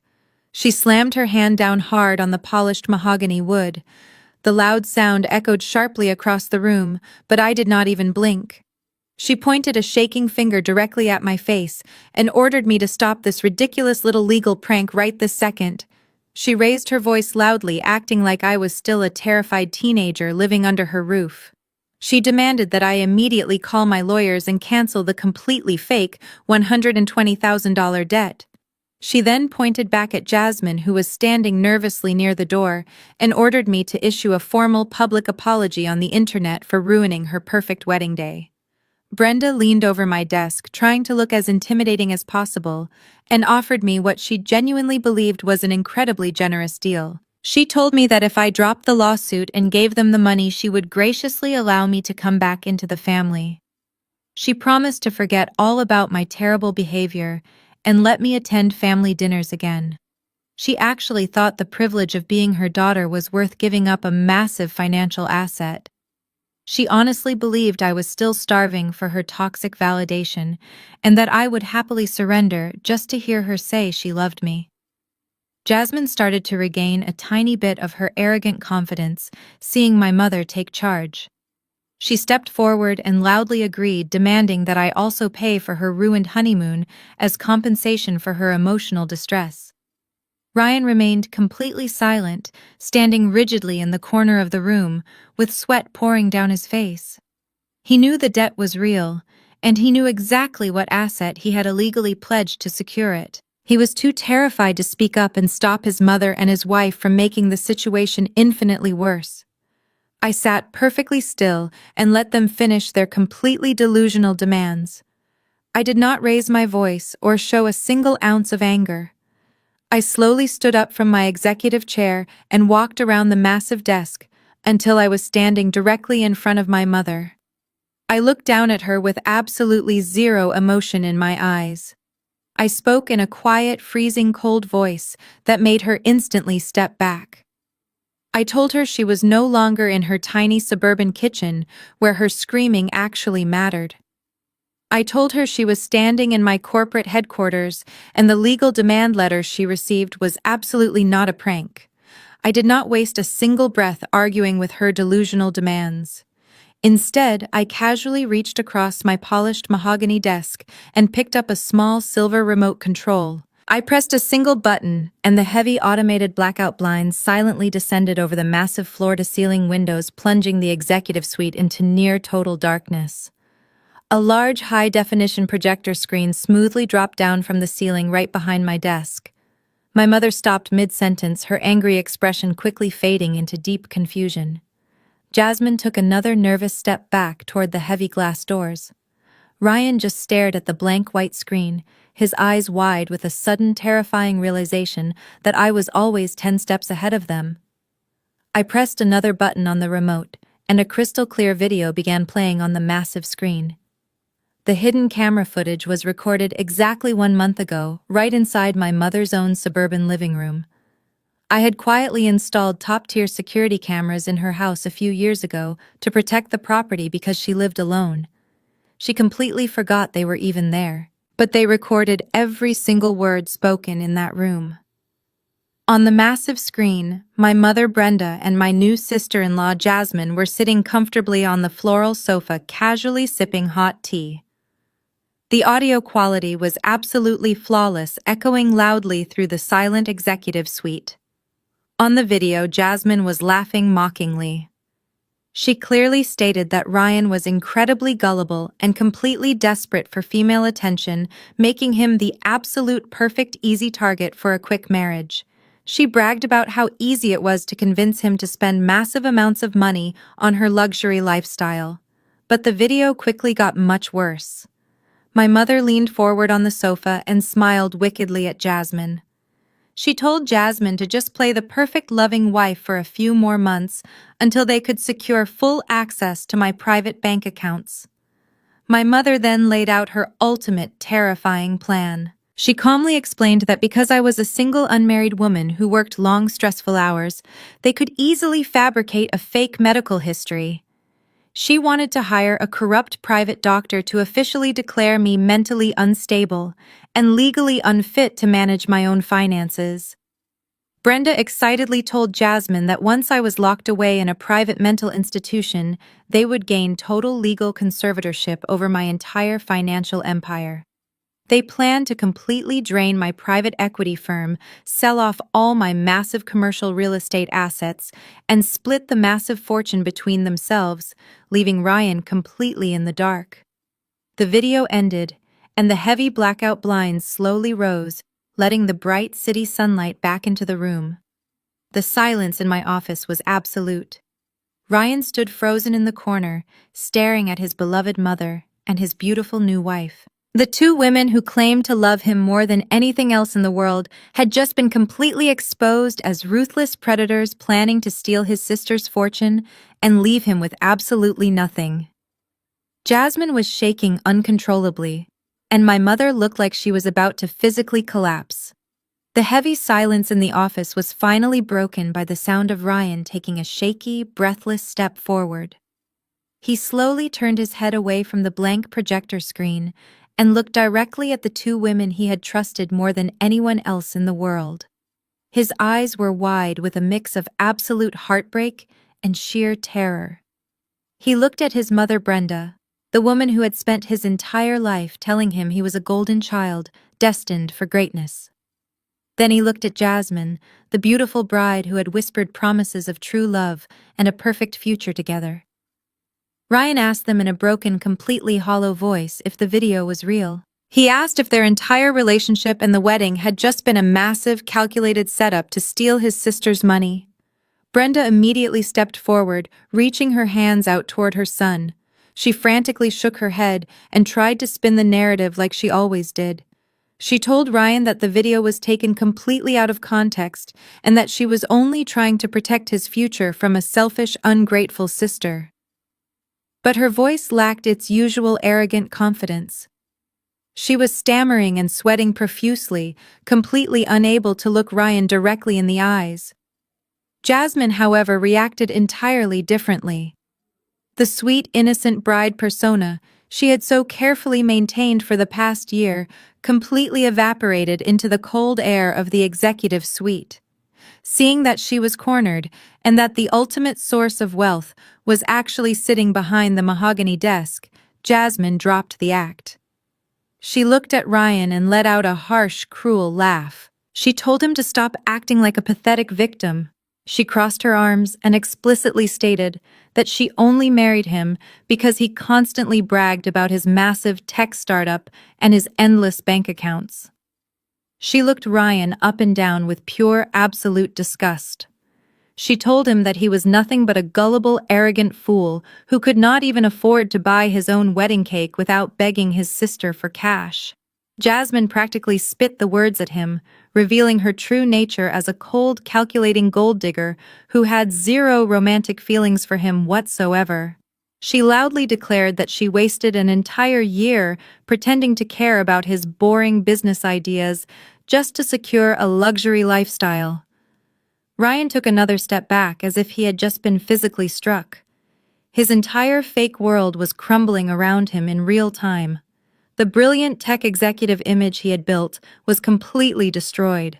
The unconditional love from his mother was exposed as a manipulative financial scheme. The beautiful wife he worshipped was standing right in front of him, calling him a worthless, broke joke.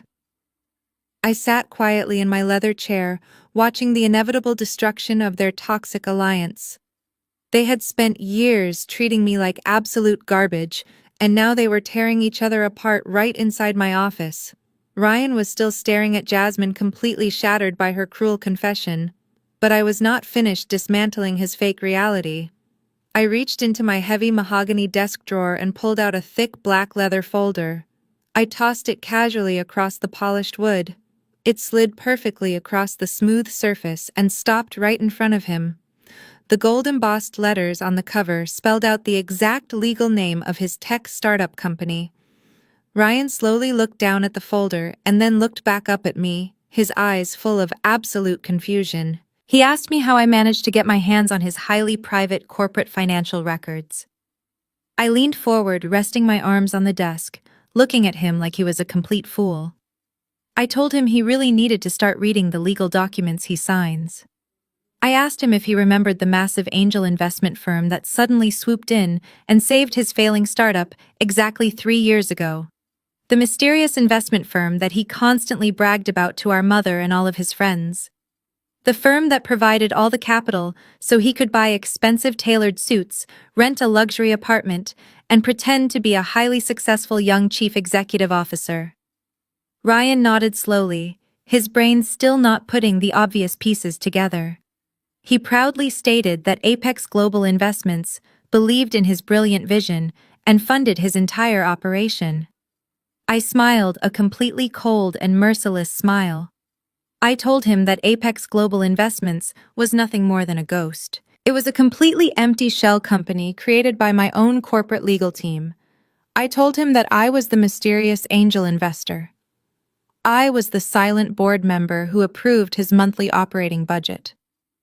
I was the person who paid for his luxury lifestyle, his expensive sports car, and the very clothes he was wearing right now.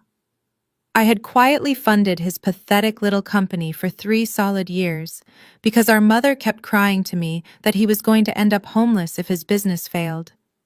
She had begged me to help him, but insisted he could never know the money came from me because his fragile ego could not handle it. So I bought his worthless company through a proxy just to give the family some peace.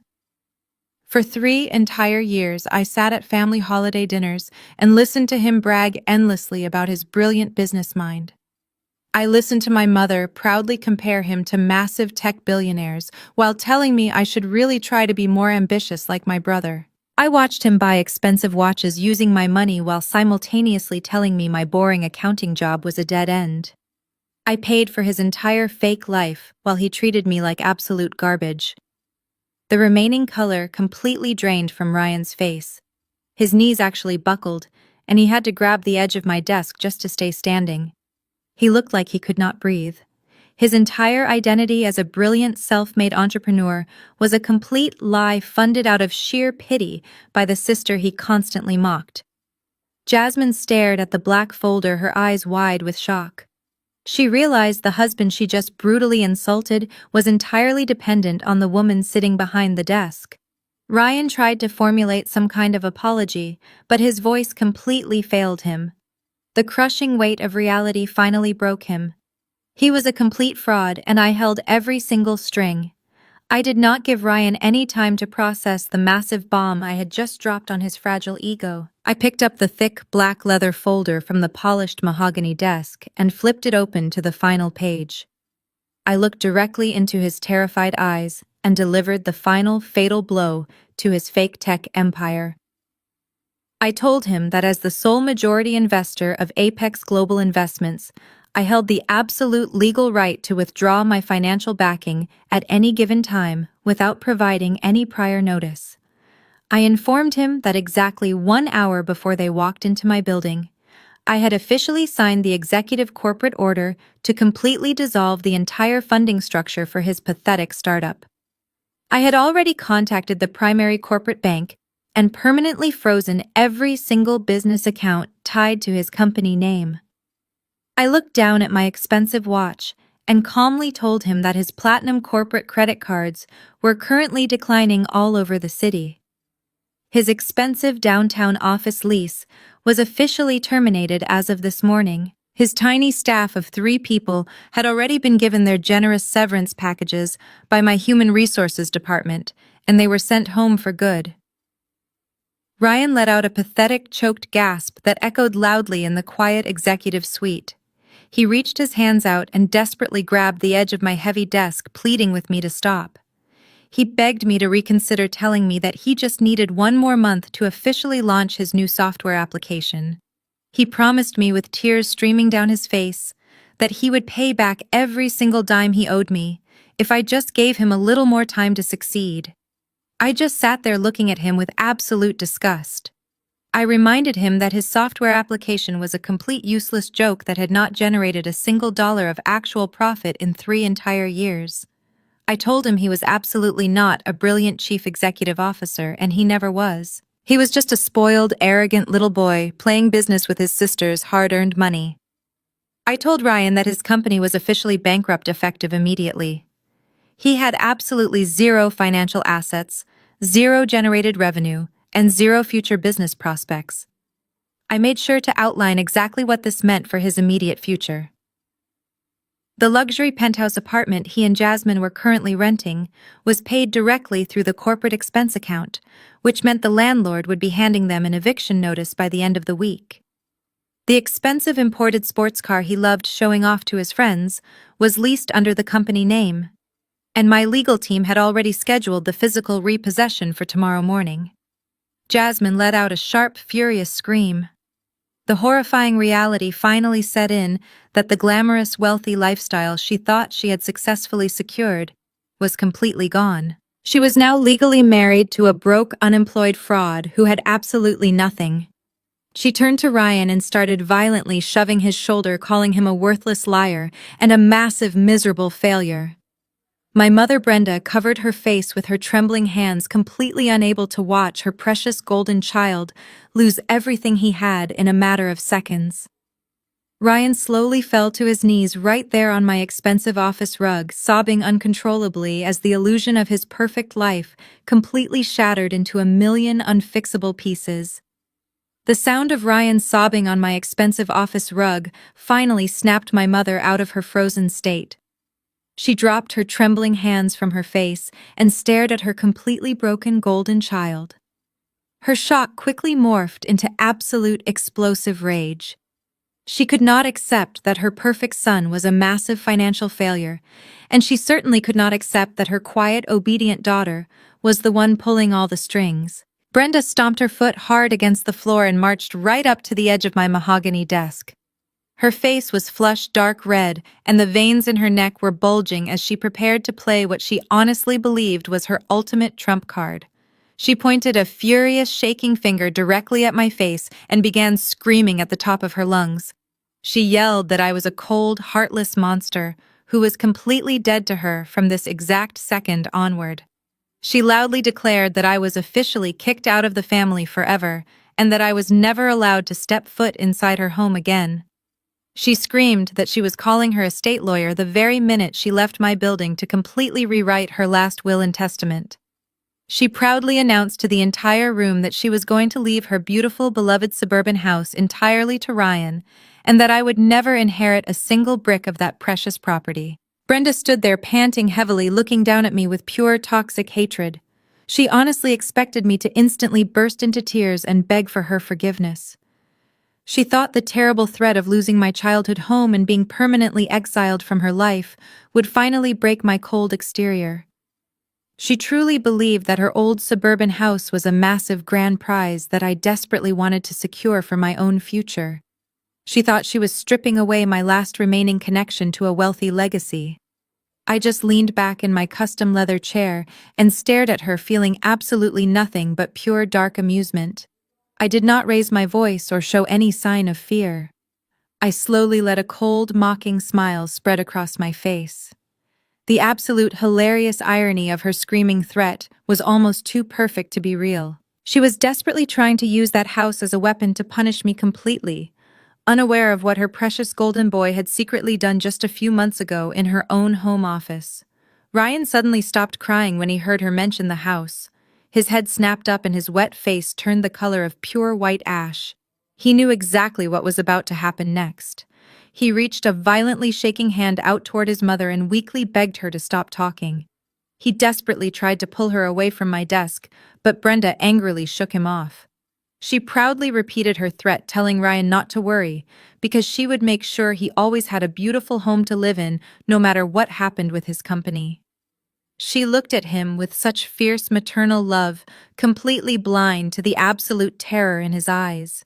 She had absolutely no idea that the very house she was trying to use to destroy my life was the exact same property Ryan had already signed away. I let my cold, mocking smile linger for a few more seconds before I finally decided to end her pathetic delusion. I opened my bottom desk drawer and pulled out a single thick red folder.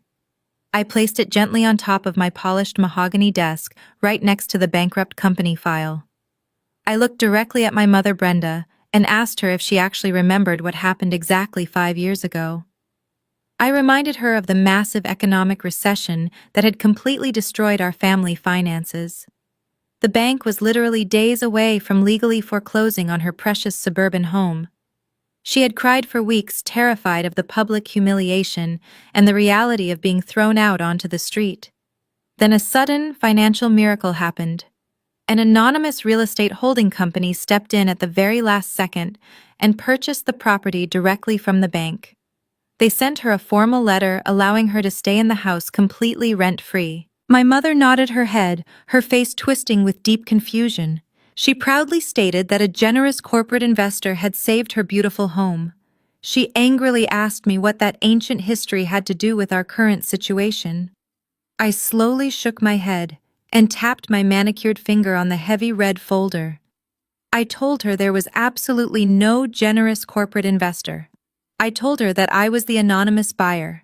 5 years ago, I used my very first massive private equity bonus to secretly purchase the exact same house she was currently using to threaten me. I bought it through a protective shell company because I knew her fragile ego would never allow her to accept charity from the daughter she constantly considered a complete failure. I opened the red folder and slid the original certified property deed across the desk. The legal document clearly showed my personal holding company as the absolute sole owner of the entire estate. I looked my mother directly in her eyes and delivered the ultimate crushing truth. I told her she did not own a single brick or a single blade of grass on that property. She was nothing more than a non-paying guest, living completely on my secret charity for the past 5 years. She had absolutely no legal right to leave the property to Ryan in her will, because it was never hers to give away. The sudden horrifying realization hit her like a physical blow to the chest. Her mouth opened and closed repeatedly, but no words came out. The arrogant matriarch who had spent my entire life looking down on me suddenly realized she was essentially a charity case living entirely by my grace. I looked over at Ryan, who was still kneeling on the rug. I told him his massive financial fraud was even more pathetic than I initially thought. He had illegally forged a power of attorney document for a woman who did not even own the collateral he was trying to mortgage. The property deed sitting on my desk proved that I was the actual landlord all along. I owned the house my mother lived in, and I owned the massive debt my brother created.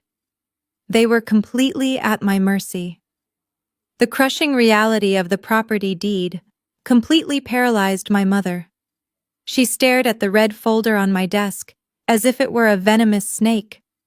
All those years of her bragging to her wealthy country club friends about her beautiful suburban estate were nothing but a massive, embarrassing lie.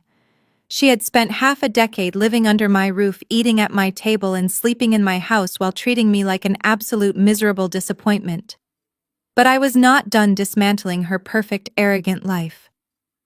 I calmly reached into my center desk drawer for the absolute last time today. I pulled out a single crisp white envelope and placed it directly on top of the red property folder. I looked at Brenda and told her that living in my house rent-free came with a few very specific legal conditions. I explained that my holding company had a strict morality and harassment clause written into every single residency agreement. I told her that a tenant absolutely cannot publicly defame, threaten, or conspire to commit massive financial fraud against the legal owner of the property. By participating in Jasmine's viral social media hate campaign, and by sitting in my own living room plotting to lock me in a mental institution, she had violently breached the terms of her residency. I tapped my perfectly manicured fingernail against the white envelope. I told her in a completely flat and emotionless voice that this was her official 30-day notice of eviction. My corporate legal team had already filed the necessary legal paperwork with the City Housing Authority earlier this morning. I looked her directly in the eyes and laid out her new terrifying reality. I told her she had exactly 1 month to pack up her expensive clothes, her fake jewelry, and her massive, arrogant ego. She had 30 days to vacate my property completely. If she was still inside the house on the 31st day, I would have the local city police department physically remove her and throw her belongings out onto the front lawn for the entire neighborhood to see. Brenda let out a horrible, agonizing gasp. She reached her shaking hands toward the desk, trying to grab the white envelope, but her fingers were trembling too much. She looked at me with heavy tears streaming down her wrinkled face, and finally begged for mercy. The proud, powerful matriarch was suddenly crying like a terrified, helpless child. She pleaded with me, asking where she was supposed to go and how she was supposed to survive. She cried that she was an older woman who knew absolutely nothing about renting cheap apartments or finding a minimum wage job. I just stared at her, completely unmoved by her sudden theatrical tears. I pointed a finger toward Ryan, who was still weeping silently on my expensive office floor. I told Brenda she should probably ask her brilliant golden child for a place to stay since she loved him so much. I reminded her that because of his massive financial failure, they were both officially broke and completely homeless. I calmly pressed the security intercom button hidden under my desk and told them their meeting was officially over. Just as my finger released the security intercom button, the heavy glass doors of my executive suite swung open. Mitchell, my lead corporate attorney, walked confidently into the room. He was wearing his usual impeccably tailored suit and carrying a thick leather binder under his arm. He completely ignored my sobbing mother and stepped right past my brother, who was still kneeling helplessly on the rug. Mitchell had only one specific target in mind this morning. He walked straight toward Jasmine, who was standing frozen near the back wall. She was still trying to process the horrifying fact that she had just married a completely broke and homeless fraud. Mitchell stopped directly in front of her and pulled a massive stack of official legal documents from his binder. He held them out with a cold, professional expression. Jasmine instinctively took a step back, shaking her head, but Mitchell simply dropped the heavy papers right into her trembling hands. I leaned forward in my chairman's seat and looked at my terrified new sister-in-law. I told Jasmine that she should have listened when I warned her about the consequences of her viral internet fame. I calmly explained that the paperwork she was currently holding was a formal civil subpoena and a massive corporate lawsuit. I reminded her about the pathetic little video she live-streamed in my building lobby. I told her that by publicly broadcasting malicious lies to millions of strangers and falsely accusing me of financial abuse, she had directly attacked the reputation of a massive private equity firm. I watched the remaining color completely drain from her face, turning her skin a sickly pale white. I explained that in the corporate world, reputation is worth actual money. My financial analysts and legal team had spent the entire morning calculating the exact monetary damage her stupid viral video had caused to my professional image and my company. I told her the final calculated number was exactly $5 million. Jasmine let out a weak, pathetic gasp, and the heavy legal documents slipped from her hands, crashing loudly onto the polished floor. I told her she was being sued personally for every single penny of that $5 million. I made sure she understood that she could not hide behind Ryan because he was officially bankrupt and could not afford a lawyer to defend her. She was entirely on her own against a team of ruthless corporate attorneys. I told her that we would freeze her personal bank accounts, seize her expensive designer wardrobe, and aggressively garnish any future wages she might ever earn for the rest of her miserable life. Jasmine looked at the scattered papers on the floor with wide, terrified eyes, realizing her life was completely over. She had tried to play the role of the innocent victim to destroy my career, but instead, she had single-handedly destroyed her own future. Mitchell stepped back and politely informed her that she had exactly 20 days to file a formal legal response with the city court before we asked the judge for an automatic default judgment. The heavy silence in the room was finally broken by a sharp intake of breath from Jasmine. She stared at the $5 million lawsuit scattered across the polished marble floor and then slowly shifted her gaze toward her new husband. The man she thought was a wealthy tech genius was still kneeling weakly on the rug, crying like a miserable child. He had no company, no money, and not even a rented apartment to his name. She realized with absolute clarity that she was now legally chained to a massive financial black hole. All her dreams of luxury vacations, designer clothes, and a high society lifestyle had instantly evaporated into thin air. In their place was a mountain of legal debt and the promise of endless public humiliation. The sweet, innocent mask she had worn for an entire year completely fell off her face. Jasmine let out a piercing scream of pure frustration and charged directly at Ryan. Before he could even stand up to defend himself, she swung her hand and slapped him incredibly hard across the face.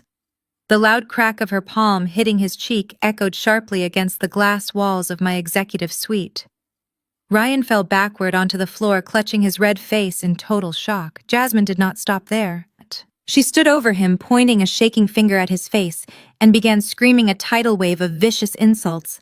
She called him a pathetic liar, a worthless, broke fraud, and a disgusting parasite. She screamed that she was contacting a ruthless divorce lawyer the very second she left this building to get an immediate annulment. She loudly declared that she would rather be dead than spend another minute married to a penniless loser who had to beg his sister for survival. Ryan reached out his hand, begging her to calm down and promising that he could somehow fix this massive mess. But Jasmine just kicked his hand away with her expensive designer heel, completely disgusted by his weakness. Seeing her precious golden child being physically assaulted and verbally destroyed on the floor finally pushed my mother over the edge. Brenda forgot all about her own eviction notice and lunged forward to protect her son. She grabbed Jasmine by the shoulder and violently yanked her away from Ryan. Brenda screamed right into Jasmine's face, calling her a greedy, selfish gold digger and a terrible wife. She blamed Jasmine for everything, claiming that her expensive taste and her constant demands for a luxury wedding were the only reasons Ryan had to borrow the money in the first place. Jasmine aggressively shoved my mother backward, laughing right in her face. Jasmine screamed back that Brenda was a delusional old woman who had spent her entire life raising a completely useless son. She mocked my mother for being a homeless charity case who did not even own the roof over her own head. The two women who had sat in a cozy suburban living room just a month ago, plotting to lock me in a mental institution, were now viciously tearing each other apart right in front of my desk. They pushed and shoved each other, screaming horrible, toxic secrets and exposing every single lie they had ever told. It was the ultimate display of absolute betrayal. I simply sat back in my custom leather chair, rested my chin on my hands, and watched the beautiful chaos unfold. I did not need to lift a single finger to destroy them, because they were doing it perfectly to each other. The violent screaming match had become so loud that it could be heard clearly through the heavy soundproof glass doors. Just as Jasmine raised her hand to slap my mother, the heavy executive suite doors violently burst open. 4 large building security guards rushed into the room, followed closely by 2 uniformed city police officers. My lead attorney, Mitchell, had quietly called law enforcement the moment Ryan confessed to the forged collateral documents. The police officers immediately stepped between the 2 screaming women and forced them apart. Jasmine kicked and thrashed wildly, screaming that she was the victim and demanding that they arrest her husband instead. One of the officers grabbed her arms and firmly placed her in cold metal handcuffs, reading her rights regarding assault and corporate trespassing. Brenda tried to resist the officers, crying hysterically and demanding that they release her because she was a respected suburban homeowner. The police ignored her completely and placed her in handcuffs as well, telling her to remain silent. 2 other officers hauled Ryan up from the floor. He did not fight back or say a single word. He looked completely dead inside a hollow shell of a man whose entire fake reality had been permanently crushed. They handcuffed him tightly, informing him that he was being officially detained for questioning regarding massive felony fraud and forged legal documents. The police officers began marching the 3 of them toward the exit. Jasmine was crying and cursing loudly, her designer clothes ruined and her reputation completely destroyed. Brenda was sobbing uncontrollably, her head hanging down in absolute shame. Ryan just dragged his feet, looking at the floor as they led him away. I stood up from my desk and walked slowly toward the glass doors to watch them leave. The entire office floor of highly paid financial executives and corporate analysts had stepped out of their offices to watch the massive spectacle. My family was paraded through the pristine marble hallway in handcuffs, completely humiliated in front of the very people they had tried to look down upon. They were shoved into the heavy steel elevator, and the doors finally closed, sealing their fate. The toxic noise that had plagued my entire life was finally gone, leaving behind nothing but the quiet, peaceful hum of my multi-billion-dollar financial empire. I turned around, walked back to my desk, and smoothly opened my laptop to resume my workday. Exactly 3 months passed in absolute, blissful silence. The toxic noise that had plagued my entire life was completely gone, replaced by the steady, quiet hum of my growing financial empire. I was sitting at the massive mahogany desk in my penthouse home office, enjoying a cup of expensive dark roast coffee, when my secure phone softly buzzed. It was a scheduled message from my lead corporate attorney, Mitchell. He had sent me a direct link to a brand new social media video. But this time the setting was entirely different. There was no luxury hotel lobby, no fake tears, and no arrogant demands. Jasmine was sitting in a dark, cramped bedroom with cheap gray-painted walls. She was not wearing her expensive designer clothes or her flawless professional makeup. She wore a plain, wrinkled cotton shirt, and her face was incredibly pale and exhausted. Her hair was pulled back into a messy knot, and her eyes looked completely dead. I clicked the play button and leaned back in my custom leather chair to watch the final destruction of her massive ego. She looked directly into the camera lens and began to read from a legally mandated script drafted entirely by my ruthless corporate attorneys. She stated clearly and slowly that every single word she had spoken about me in her previous viral videos was a complete and utter lie. She publicly confessed to fabricating the entire malicious story out of pure greed and deep personal jealousy. She admitted to the entire internet that I was a highly successful private equity chief executive officer, and that she had maliciously tried to extort me for a massive sum of money. She formally apologized to me, to my company, and to her millions of followers for being a manipulative, calculating fraud. Mitchell had made the legal ultimatum crystal clear to her defense team. If she did not post this exact apology video on every single social media platform she owned and leave it permanently pinned to the top of her profiles, we would immediately proceed with the $5 million defamation lawsuit and crush her into absolute bankruptcy. She cowardly chose the public humiliation to save herself from complete financial ruin. I watched the live viewer count climb rapidly as her followers tuned in to witness her ultimate downfall. Her comment section instantly turned into a massive wave of pure disgust. Her fans aggressively turned against her, calling her a scammer and a liar. Every single brand deal and corporate sponsorship she had desperately cultivated over the years was permanently canceled within a matter of hours.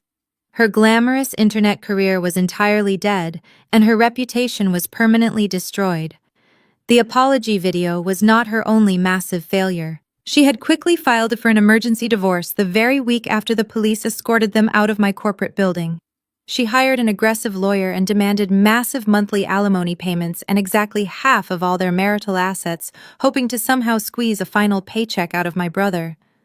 But the ruthless family court judge simply laughed at her ridiculous demands. Ryan had absolutely zero assets, zero income, and zero future prospects. The only things he legally possessed were massive mountains of high-interest corporate debt and a completely ruined credit score. Jasmine walked out of the divorce courtroom with absolutely nothing. She had wasted an entire year of her life playing a calculated game of deception only to win the grand prize of absolute poverty. And then there was my brilliant brother Ryan.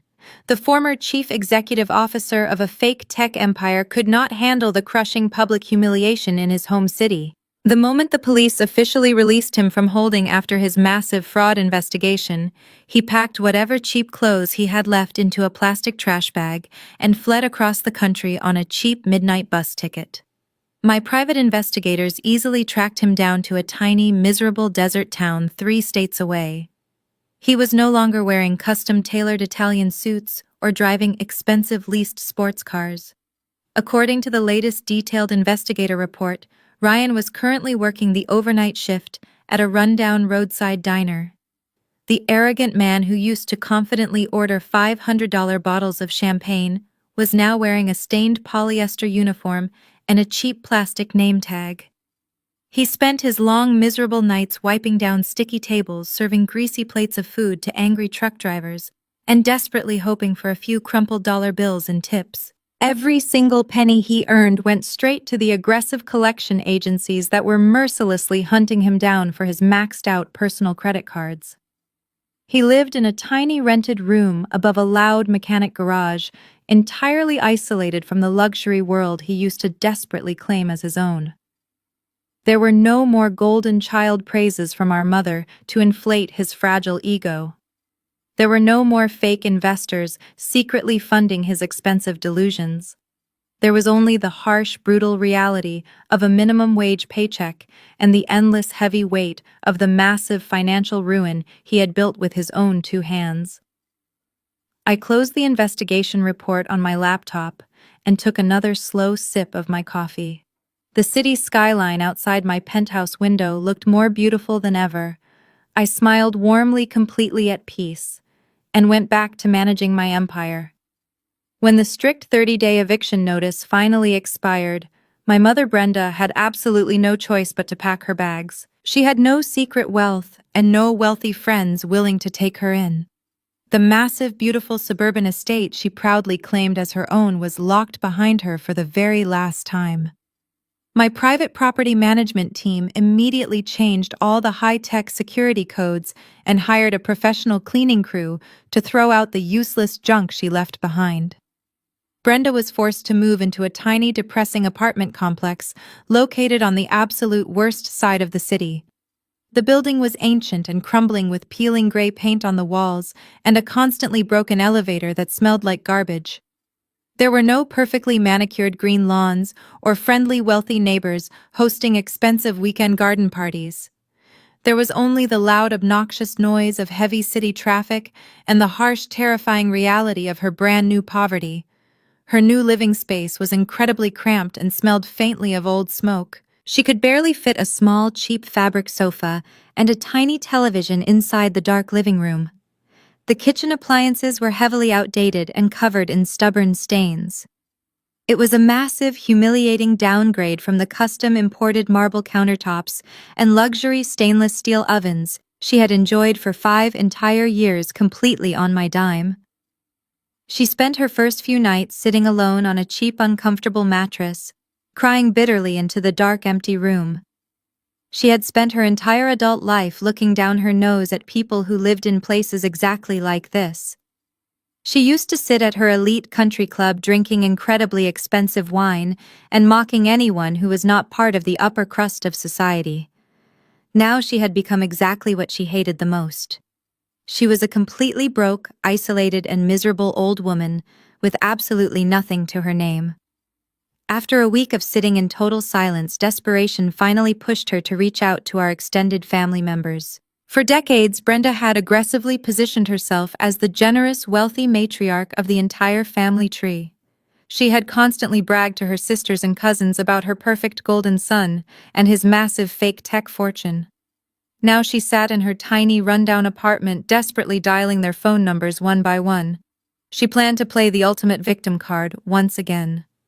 She wanted to cry to her older sister and tell a completely fabricated dramatic story about how her cruel, jealous daughter had illegally stolen her house and thrown her out onto the cold street. She fully expected them to immediately pity her and offer her a comfortable spare bedroom and a warm home-cooked meal. But her cheap cell phone just kept ringing endlessly. No one picked up the line. She dialed her older sister, Martha, then her younger brother, Thomas, and even her distant cousins who lived out of state. Every single call went straight to a cold, automated voicemail message. The undeniable truth had already spread through the entire family network like a massive, uncontrollable wildfire. They had all seen the humiliating viral apology video that Jasmine was legally forced to post online. They had all read the highly public court records detailing Ryan's massive financial fraud and his completely forged power of attorney documents. Most importantly, the extended family now knew exactly what Brenda and Ryan had secretly plotted to do to me. They knew all about the hidden security camera footage and her cruel, terrifying plan to lock me inside a mental institution just to steal my corporate fortune. The entire family was absolutely horrified and completely disgusted by her pure toxic greed. None of them wanted anything to do with a woman who would ruthlessly conspire to destroy her own highly successful daughter just to spoil a lazy, arrogant son. They completely blocked her phone number and permanently removed her from every single family group chat. There were no warm invitations to upcoming holiday dinners or casual weekend family gatherings. When she tried to physically visit her sister Martha, the older woman simply refused to open the front door and threatened to call the local police if Brenda did not leave the porch immediately. All her expensive country club friends had completely abandoned her the exact second her monthly membership dues bounced. She was entirely cut off from the outside world. Brenda was finally forced to face the brutal, heavy consequences of her lifelong favoritism and endless manipulation. She tried calling Ryan, begging him for emotional support, but the golden child she sacrificed everything for was too busy flipping greasy burgers in a miserable desert town, and he completely ignored her calls. The daughter she maliciously tormented was a multimillionaire who legally evicted her and moved on without a single second thought. Every single day, she woke up in that depressing little apartment and stared at the cracked ceiling, realizing that she had built her own miserable prison brick by brick. She was left entirely alone with her bitter regrets and the crushing reality of knowing she threw away a perfect life of luxury just because she could not stop feeding her son's massive ego. The toxic cycle was permanently broken, and she would spend the rest of her days paying the ultimate painful price for her sheer arrogance. The final closing papers for the suburban estate sat neatly on my massive mahogany desk. Exactly 4 months had passed since the violent confrontation that permanently severed my toxic family ties. I did not feel a single ounce of sadness or regret as I picked up my expensive fountain pen to sign the documents. The large, beautiful house that my mother had used as a fake symbol of her massive wealth was now completely empty. My private real estate agents had moved incredibly fast. They staged the property perfectly and listed it on the competitive luxury market. It sold in less than 2 weeks to a lovely young couple who actually appreciated the architecture and had absolutely no connection to the dark, miserable history of my family. I signed my name on the final dotted line, officially transferring the property deed over to the new owners. The heavy burden of that house was finally lifted from my shoulders forever. The massive sum of money from the real estate sale was instantly wired directly into my primary corporate holding account. It was a highly profitable investment, but the financial gain was completely secondary to the emotional relief. By selling that house, I was permanently erasing the last remaining physical footprint my mother and my brother had in my life. There were no more shared assets, no more hidden collateral, and absolutely no more strings attached to my future. I closed the thick leather folder and pushed it aside, feeling a deep, profound sense of absolute freedom wash over me. The morning sun was pouring through the massive floor-to-ceiling windows of my penthouse executive suite. The city below was bustling with intense energy, but up here in my private sanctuary, everything was perfectly still and incredibly peaceful. I stood up from my leather chair and walked over to the glass, taking a deep, quiet breath. For my entire life, I had been aggressively conditioned to believe that I was a completely worthless supporting character in my brother's grand imaginary story. I was taught that a good daughter silently sacrifices her own future to fund the massive arrogant ego of the golden child.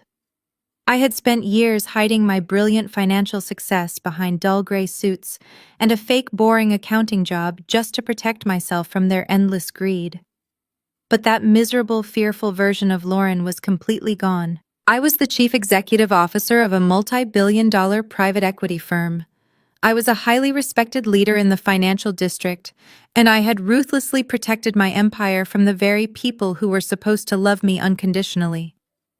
The heavy toxic noise of my mother constantly demanding money and my brother endlessly bragging about his fake achievements had been entirely replaced by the quiet confidence of my own undeniable success.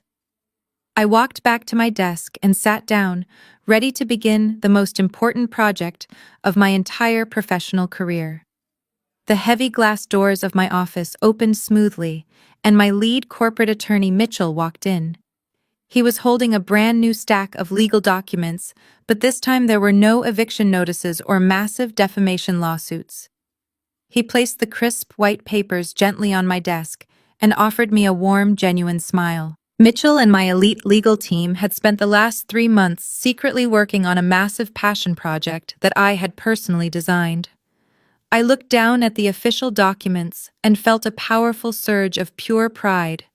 It was the formal legal charter for a brand new philanthropic foundation, entirely funded by my private wealth. I had decided to take the massive profits from the sale of my mother's old house and use them to permanently endow a specialized financial scholarship program. The mission of the foundation was incredibly specific and deeply personal to my own painful journey. It was designed to actively protect and support young women who were currently suffering from severe financial abuse and manipulation at the hands of their own toxic families. I knew exactly how terrifying it felt to be a young woman forced into crushing debt just to please manipulative parents. I remembered the dark, sleepless nights trying to figure out how to escape the massive financial traps my family had deliberately set for me. My new foundation would provide massive educational scholarships to help these young women achieve total financial independence. It would offer them completely free access to top-tier financial advisors who would teach them how to safely build and protect their own wealth. But most importantly, the foundation would provide a ruthless team of corporate lawyers to help them legally untangle themselves from abusive family members who were trying to steal their money or force them into fraudulent loans. We were going to set up a dedicated legal hotline where young women could call and get immediate representation against parents who illegally ruined their credit scores or brothers who stole their inheritance. I wanted to make sure that no other girl ever had to sit in a quiet room and figure out how to outsmart a family that viewed her as nothing more than a free bank account. I picked up my pen again and looked at the primary signature line. By creating this massive fund, I was ensuring that hundreds of intelligent, ambitious young women would never have to endure the terrible financial hostage situations I had barely survived. They would have the exact corporate armor and legal protection that I had to brutally build for myself from the ground up. I pressed the pen to the paper and signed my name with absolute authority. Mitchell gathered the executed documents and nodded respectfully, promising to file them with the state authorities by the end of the afternoon. He told me that the entire legal department was incredibly proud to work on this specific initiative. As Mitchell left the office, closing the glass doors behind him, I leaned back in my chair and closed my eyes. The painful chapter of my past was officially closed. The miserable people who tried to destroy me were living the exact lives they truly deserved. And I was moving forward using my massive power and wealth to build a much better, safer future for others. The healing process was finally complete. I watched the heavy glass doors close behind Mitchell and the absolute silence of the room wrapped around me like an unbreakable shield. For the first 30 years of my life, I was completely suffocated by the heavy expectations of a toxic bloodline. I was constantly told from a very young age that family was the absolute most important thing in the universe.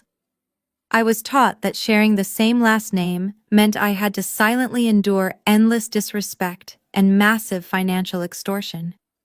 Society aggressively conditions young women to be the quiet peacemakers and the eternal caregivers. We are deliberately taught to shrink our own ambitions so that the fragile egos of the men in our families can comfortably expand. My mother spent decades building a massive religious shrine to her golden son while actively treating her highly successful daughter like a miserable unpaid servant. But sitting here today in the chairman's seat of a multi-billion-dollar financial empire, I finally understand the greatest truth about human relationships. Blood does not automatically make you family. Blood simply makes you a biological relative. Real family is not a heavy iron chain that drags you down into financial ruin and emotional depression. Real family is supposed to be a solid foundation of mutual respect and absolute loyalty. If the people who share your DNA are constantly plotting to steal your hard-earned wealth and manipulate your natural kindness, they are absolutely not your family. They are simply dangerous parasites hiding behind the highly convenient mask of a biological connection. I had to become a completely ruthless predator just to survive the very people who were supposed to unconditionally protect me. I had to build a massive fortress of corporate lawyers and encrypted offshore bank accounts just to keep my own mother from locking me inside a private mental institution. That is the terrifying hidden reality that so many highly successful independent women face every single day behind closed doors. We are heavily punished for our financial success, and we are instantly demonized when we refuse to hand over our hard-earned paychecks to lazy, entitled relatives. When I finally cut the financial cord and let my brother and my mother completely drown in their own massive failures, society would probably call me a cold, heartless monster. But I wear that specific title with absolute pride. Being called a monster by a group of toxic manipulators is the absolute highest compliment an independent woman can ever receive. It means you are completely unbreakable. It means they can no longer control you with fake theatrical tears and pathetic emotional guilt trips. True power is looking your abusers right in the eye, showing them the door and locking it forever without shedding a single tear. I built my massive corporate fortune with my own two hands, working brutal 80-hour weeks, while my brother played video games and my mother planned his luxury fake life. I earned every single penny in my bank account, and I will fiercely protect it from anyone who tries to claim it as their own. The greatest revenge you can ever get against the people who tried to destroy you is to simply survive, thrive, and become completely untouchable. To every single woman watching or listening to my story today, I want you to hear my words very carefully. You absolutely do not owe your beautiful life to people who treat you like a disposable stepping stone. You do not ever have to apologize for your massive success, and you absolutely do not have to shrink your vibrant personality to make other people feel comfortable. Your money belongs to you. Your future belongs to you. Protect your mental peace and aggressively protect your bank accounts. If you are currently dealing with a toxic family member who constantly demands your money, disrespects your personal boundaries, and treats you like a secondary character in their life, it is time to legally and emotionally evict them from your universe. Do not wait for them to magically change, because greedy, entitled people will only change their manipulative tactics, never their actual hearts. They will just find new creative ways to drain your energy and steal your resources. You have to be the one to finally break the toxic cycle. You have to be the one to stand up and say that the financial abuse completely stops right here and right now. Build your own massive empire, secure your own wealth, and lock the heavy steel doors right behind you. Do not ever feel guilty for choosing your own survival over their endless greed. If my personal journey from a financially abused daughter to a ruthless billionaire chief executive officer inspired you today, I need you to make your powerful voice heard. Hit the like button right now to show your absolute support for the unstoppable power of independent women everywhere. Leave a comment down below and share your own personal stories of cutting off toxic family members or overcoming financial abuse so we can continue to build a massive global community of strong, unbroken survivors. We need to normalize walking away from biological relatives who do nothing but cause us pain. Do not forget to subscribe to the channel and turn on your notifications so you never miss another empowering story of absolute corporate revenge and ultimate financial liberation. Share this exact video with every single woman you know who desperately needs the courage to finally stand up and take her entire life back from the people pulling her down. The long, miserable era of the quiet, obedient victim is officially over. Welcome to the brand new era of the untouchable empire. The ultimate lesson to take away from this entire story is the absolute importance of fierce financial independence and uncompromising personal boundaries. We are often taught from a very young age that family is a sacred bond that must be protected at all costs. Society expects us to constantly forgive and unconditionally support the people who share our biological DNA, even when those exact same people are actively destroying our mental health and draining our hard-earned resources. But this story violently shatters that dangerous illusion. True loyalty is built on mutual respect and genuine care, not on a simple biological technicality. When you work incredibly hard to build your own success, you instantly become a massive target for entitled people who want to skip the painful struggle and simply steal the final reward. Toxic family members will constantly use emotional manipulation and deep-rooted guilt to treat you like a personal automated teller machine. They will aggressively demand your money, your valuable time, and your energy, while offering absolutely nothing but pure disrespect in return. You must urgently learn to recognize financial abuse, especially when it comes directly from inside your own childhood home. You have to fully understand that saying no to a greedy, entitled relative does not make you a bad person at all. It makes you a highly intelligent survivor. Protecting your massive wealth and your personal peace of mind is your absolute highest priority in this life. You have to build a strong legal and financial fortress around yourself to block out the users and the manipulators. Never allow anyone to illegally sign documents in your name or emotionally guilt you into taking on their massive personal debts. You must be completely willing to walk away from highly toxic environments, even if it means leaving your own biological family permanently behind. Your beautiful success is your own, and you owe your brilliant future to absolutely no one but yourself. If you are finally ready to take absolute control of your financial destiny and cut ties with toxic manipulators, hit the subscribe button right now and share your own powerful survival story in the comments below.